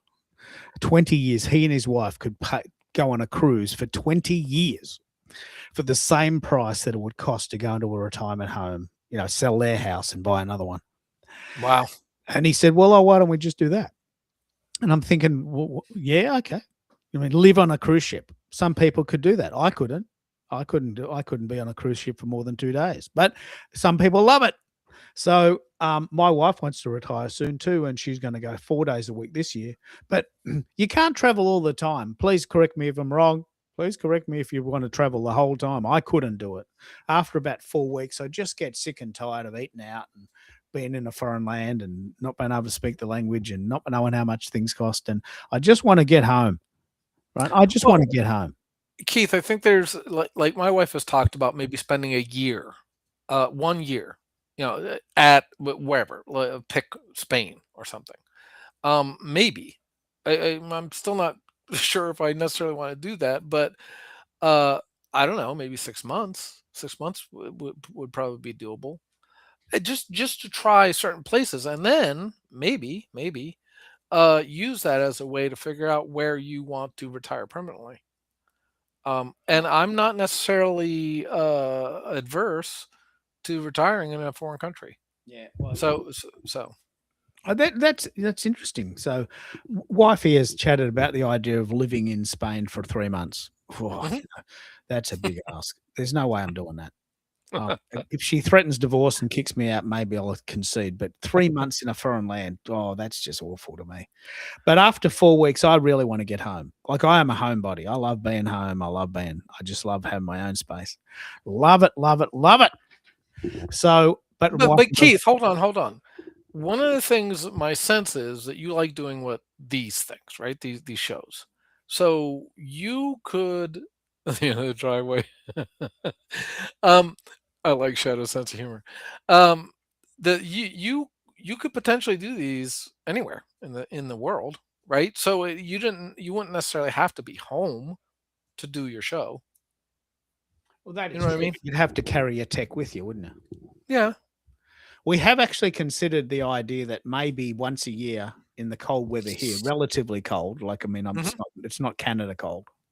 Yeah. We would travel north and chase the sun for about a month in our winter. Mm. And I thought, well, what are we going to do for a month? Oh, well, you just hang out, make breakfast, go for a walk, chat to the locals, hang out at a cafe. I said, wouldn't you get bored after a month just hanging out in someone else's house? And so my brain doesn't compute that, but we've thought we would get 2 laptops, have a laptop each. Carol does her thing, I do my thing. We sometimes go for day trips, and that I couldn't see myself doing that because I just love creating. I love creating. I love being in my zone. We are together, and we are together a lot of the time, but I love being home. I just love it. Like off the charts, love it. That's why I really love this discussion. What will you do when you've got enough money? It's a great question because a lot of people we know are considering that. I'm sort of entering the sunset years, if that's what you want to call the golden years, maybe. And I don't want to be up and down with all the hustle. So it's a very good discussion, and I'd love to hear your thoughts if what you do or what you want to do with your golden years. If you had enough money to live, what would you do? Because the question, of course, is how much is enough? Have you ever considered the UBI, Mike? Have we had that discussion? It's not a concept that's very I'm popular in America. yeah, well, but the thing is we already kind of sort of have it to some degree. I mean, we have welfare. Now, it's not technically UBI, and that's for sort of the bottom whatever percentage. By the way, that number is going up, unfortunately. As far as where the actual poverty line is, right? It's actually pretty disgustingly high, like in New Jersey, for instance. So that's going to become, I think, maybe but the issue is, there is no free money, there's no free lunch, right? So how do you pay for that? And unfortunately, this is that at least in the United States, and I don't know how other countries are doing it, but that usually falls on the middle class because the upper classes have ways to get out of it. For instance, I don't know if you know this, but Elon, now he pays corporate taxes, right? But my understanding is he pays very little or very low uh, personal income tax because he gets paid. Listen to this, and you can only do this when you're Elon Musk. He gets paid mostly in stock, and then what he does is he takes, which again I don't think we can do because we're not at the money that we're talking about isn't where banks are going to look at us for this, but he actually takes and uses his stock as collateral for loans, and so he's actually has loans, and think about this. So let's say my stock option, I have 1 million of them, right? I have 1 million, stock option or actual, stock, and they're worth $10. And then in a year, they go up to $20. Well, I was using that as collateral. Now all I have to do is pay that loan back at whatever interest I was paying. And I still, I'm on top of it. I'm plus because that money, because the stock price went up, and I just paid for the loan out of the increase in the stock price, and now I have the stock back. Yeah, they call No that collateral, no gearing. nothing. There's a whole financial strategy. They call that gearing. Mm. So there's two discussions here. One is the UBI possible? But the more important discussion, which is really interesting, is if you could live on the money you have, Mhm. what would you do? You know, we don't need to discuss how much that is. It'd be different for Yep. some people, Yep. but if depending on what city you lived in and what country you have, and you might be able to live on 50 grand a year. We would struggle to live on 50 grand a year, but a lot of people would be able to easily live on 50 grand a year, but we couldn't. And live, I mean, we could exist, we could pay our bills and eat food and watch Netflix all day, but we couldn't live the way that we want to live. The word is live, not exist.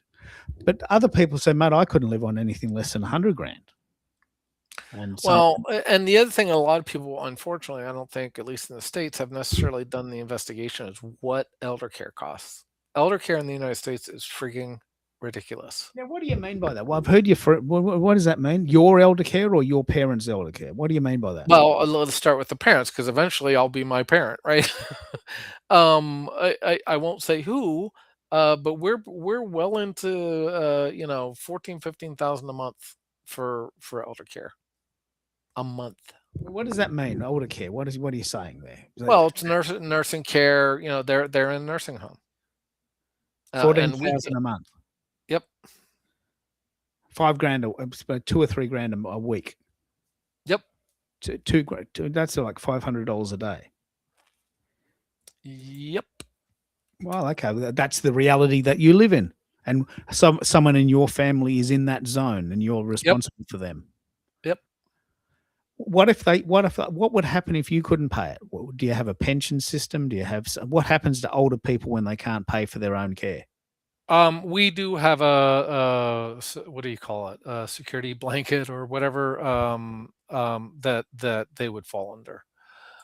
But basically, all of what happens is like if they had any money, if they made any money, all of their assets, including their house and everything, has to be sold, and they have to use that up before that they'll even look at paying from the government care. Yeah, fair enough. No, that's fair enough. I mean, if you've got a house, you probably should sell it if you're going into someone else's care. That's fair.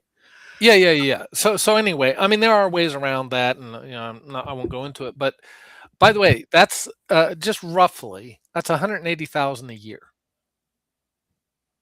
just for one person's care.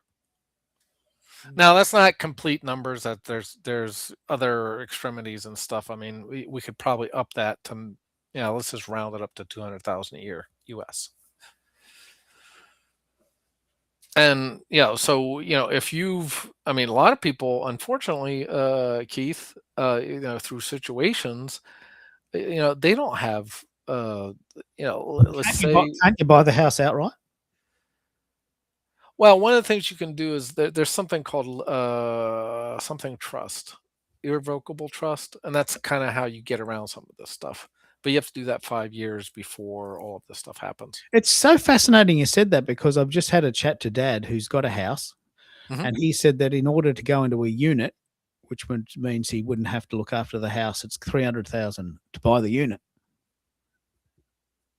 and then Wow. he's 300,000 to buy the unit, and then he's with 88 other people that are his age, and I think the way it works here is that it's a percentage of your pension, which you get at 67. And then they just take maybe your pension, which is 2 grand a month.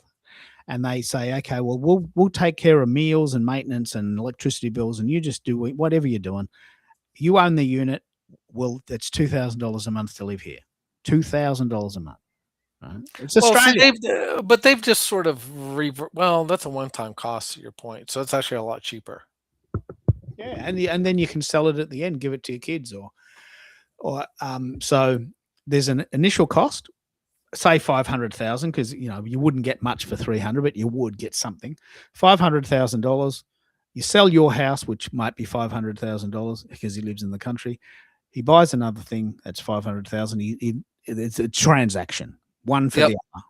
Yep. But then he's in a community of people his age with a community center that makes meals and has a dance on a Saturday night or maybe movies. And so he's with a community of people he loves, that his age, that he can talk to, and meals are provided. I Yeah, mean, but that's just for clarity, Keith, I'm talking. So we have something like that in the States too. They're called 55 plus communities. oh yeah, And now there's ones that you actually don't have to be 55. It's like multi-generation. So what you do, to your point, is you buy a house. Well, you can do it. It can be a condo too, but most of them are single family homes, and then you have all these amenities. So you have a pool, you have all these other people, and basically, for lack of a better word, it's like a club, and they have on the property. Typically, they have either a dining room or restaurants or both, and they have all these activities. So to your point, that's a little different than I'm talking about. I'm actually talking about nursing care. Now, just for clarity, the other thing you can do is you can hire, and we haven't really looked into this, what it would cost, because we're not set up to be able to do it for the family member. But potentially you can have in-house nursing care. yeah. So you can hire basically a nurse to come in and take care of you.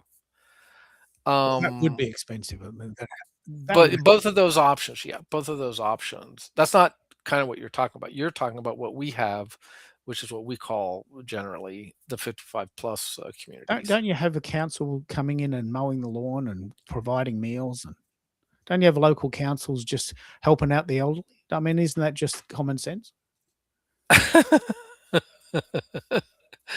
um, we don't have that in America that I'm aware of. Now, for clarity, there are charitable organizations that do that, but that's not typically part of the government. So, like in my town, I have garbage service, that's paid by taxes, right? But then I pay, we pay obviously electricity, we pay gas, we pay water, we pay sewage. Well, what are your rates Um, for then? Do you have rates? Do you have a local? Do you have a local council system, or do you not have that system? I In your think we have what you're talking about would be, I mean, we have a local government, right? We have a mayor and we have a council, yeah, and they vote, and make local laws and ordinances. don't you pay Um, rates?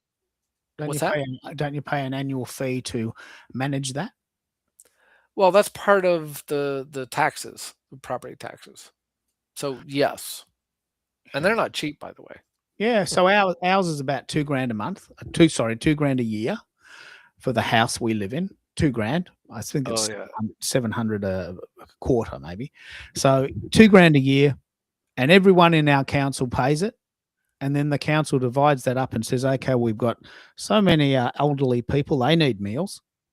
We've got so many kids, so we've got to build some kindergartens. We've got See, so many. we Yeah. have it for education, but I'm not aware. I'll have to double check, but I mean, we have like a senior center, but that's funded by the families, as far as I know. I'm not aware. Now, there may be some like elder transportation or something for either cheap or free or something, but I'm not aware of like meals, and maybe I'm wrong. I'll double check with my wife. She would probably have a better idea, but I'm not aware of any meals. So anyway, one of the things is, first of all, we aren't in a position, health wise and otherwise, to be able to do nursing care for our family members. So that's the one thing. And she's actually at a place now where she really needs nursing care. And so, to your point, yes, technically we could do that in the house. Again, our house isn't, it's an older house. It's not really built for that, and it wouldn't work for us. So Where do that's, people go in the 55 plus community when they get older? well, okay. So you sell, to your point, you sell your primary residence, and then you move into these 55 plus communities. And what happens Now, when you get elderly? well, that can be, if you're able, that you can stay that way. What happens is, like I said, is when you require, so when you're at a place where you're no longer really mobile, and well, and again, there's mobility issues and stuff too. I mean, you could be 85 and still not require nursing. You know what I mean? So it really depends on the severity of your health and where you're at health wise. So there's nowhere to But go after that. not no, not funded by like I said, there's there's there's there are there's Medicaid that will pay once you've exhausted all of your So money. maybe what you are saying is you probably want to retire somewhere else. I mean, who wants to retire in a place where you have to spend $2,000, $2,000 a week to just have care? I mean, no one wants that. Well, that's what I'm saying is I'm I mean, we haven't talked about it extensively, but I'm like, I'm not convinced that maybe the United States is where I wanna not my golden years, but I'm saying You're only up the road. You might be able to sneak in if you sort of go there at quiet night. How far are you from the border? ooh, I'm quite a ways. I'm 9 hours from I'm probably about 12 hours away from the Canadian border. Okay. And where is that? About Ottawa area? Would be about Ottawa? I'd have to look on a map. Mm. I'm basically south of the state of New York. Mm, mm. Um, So you wouldn't be sneaking in, but you might find that they'd be quite accommodating. Shadows can come on and see. She's not far away. She might be able to help you out. She might know some people that are looking for people and might know a quiet house you can sort of zip into in the middle of the night. Do they have a very big gate? Like, is it very hard to cross the border? Do you have a big, like a series of German shepherds and machine guns? so you oh can't get in? yeah. Oh no, we keep the Canadians out. So No, I know absolutely. you keep them out, but are they happy to have you? These days, I don't think so. They're not very happy with the current administration. If I were to look, I'm probably if I just took by as a crow flies, I'm probably the closest to Montreal. Okay. Yeah, no worries. So you're Uh, probably yep. Ottawa is to the west of that. You wouldn't be the first person that's thought of it. No, but I probably, dude, I want to get the hell out of the cold. Like, I mean, dude, Yeah, of we course. had a ridiculous snowstorm, as you may or Yeah, may we not have did, heard, yeah. and You had and -50, we had +50. We had +50. That's 120 Fahrenheit. and 120 Fahrenheit. so we had 9-ish. Now we know how to do snow in the north or northeast, but then we had 9 or 10. Let's call it 10, rounded up, and then we had freezing rain. So what do we have now? I can't shovel what it. I have ice on top of my snow. Now, one of the things that we did, and we did this on purpose, is while it was snowing, the snow was very light until we had the freezing rain. So we shoveled multiple times. I think it was 3 or 4 times during the when it was snowing. And so we actually have our sidewalks and our driveway clear. But then I have the rest of my driveway. My driveway is, I don't know, 90, maybe 80 or 90 feet long. So it's only where our two vehicles are parked and only really our one car that we're kind of moving. Although our other car is four-wheel drive, so we could drive it out of our driveway if we have to. But so that's it. And then the rest of our yard and stuff is, like I said, it says snow with ice on top. And it's the weather has kept cold where nothing is. Usually by now it would have maybe frozen or sorry, melted, at least some of it. But because it's been so cold, it hasn't gone anywhere. So Pretty amazing. Do you need a rest? I reckon we should play a song and either finish it off or have some lunch. Or don't you need to go to bed? Must be nearly midnight there. no, it's only 9:30ish or Okay. 9:20. But no, I am my my energy is. But dude, I always enjoy both talking to you I think we either know each other well enough. One of the things I've really been struggling with, and I'll close with this, is it seems to be a lot of division in the world, not just the country in the United States, but there seems to be a lot of division. And so one of my things in 26 is really to focus on these relationships, virtual or otherwise, that I have where we are mutually supportive of each other. That generally, I mean, we may disagree, and that's fine, but that we're mutually respectful, supportive, and overall positive towards one another. Because I've had situations in the past where that isn't true, and I am really in 26. I just decided I'm really going to start looking at those relationships that's not true of. Now, just for clarity, that doesn't mean that I shut the door completely. So I may even shut the door, but I don't lock it on those relationships. But at some point, I have to say, first of all, it's not a lot of fun. But second of all, there's this. I forget what they say, but they basically say, what is it? That you basically, from a business or whatever standpoint, or even just a personal standpoint, is you become, what is it? Sort of Yeah. an average of 6 people or something that you surround Become yourself the with. average of the 5 people you hang out Yeah, with all the time. yeah. So there are a few people I really enjoy. You happen to be one of them. And so I want to continue to do that in 26. So Yeah, and I that's what have this really is enjoyed about. this. Yeah. So next week, picking up on what we're saying, next week I'll do these every week. Mm. Next week we're talking with Richard. Actually, he's just created a new AI tool. I have no idea how it works. I can't work it out. So he's going to talk about that. And we're going to talk about how to use AI to promote your podcast, your live stream, your blog post, because it isn't going away. So it actually is. It's very good timing. The YouTube video will be there. I will create a blog post of this. I think there's already one there. So it's nearly 3.5 hours. I reckon we finish off. And Yep. what I'll do is I'll finish off with the Social Audio Soundcheck song, because I've got this really cool link now. The show loops. So if you listen to the YouTube, the LinkedIn version, and it comes to the end, it starts again. It loops. So you could just listen to me all day for like years. Imagine being locked in a hotel and all you could hear is me talking for 4 hours. The same 4-hour show over and over and over again. Even that would piss me off.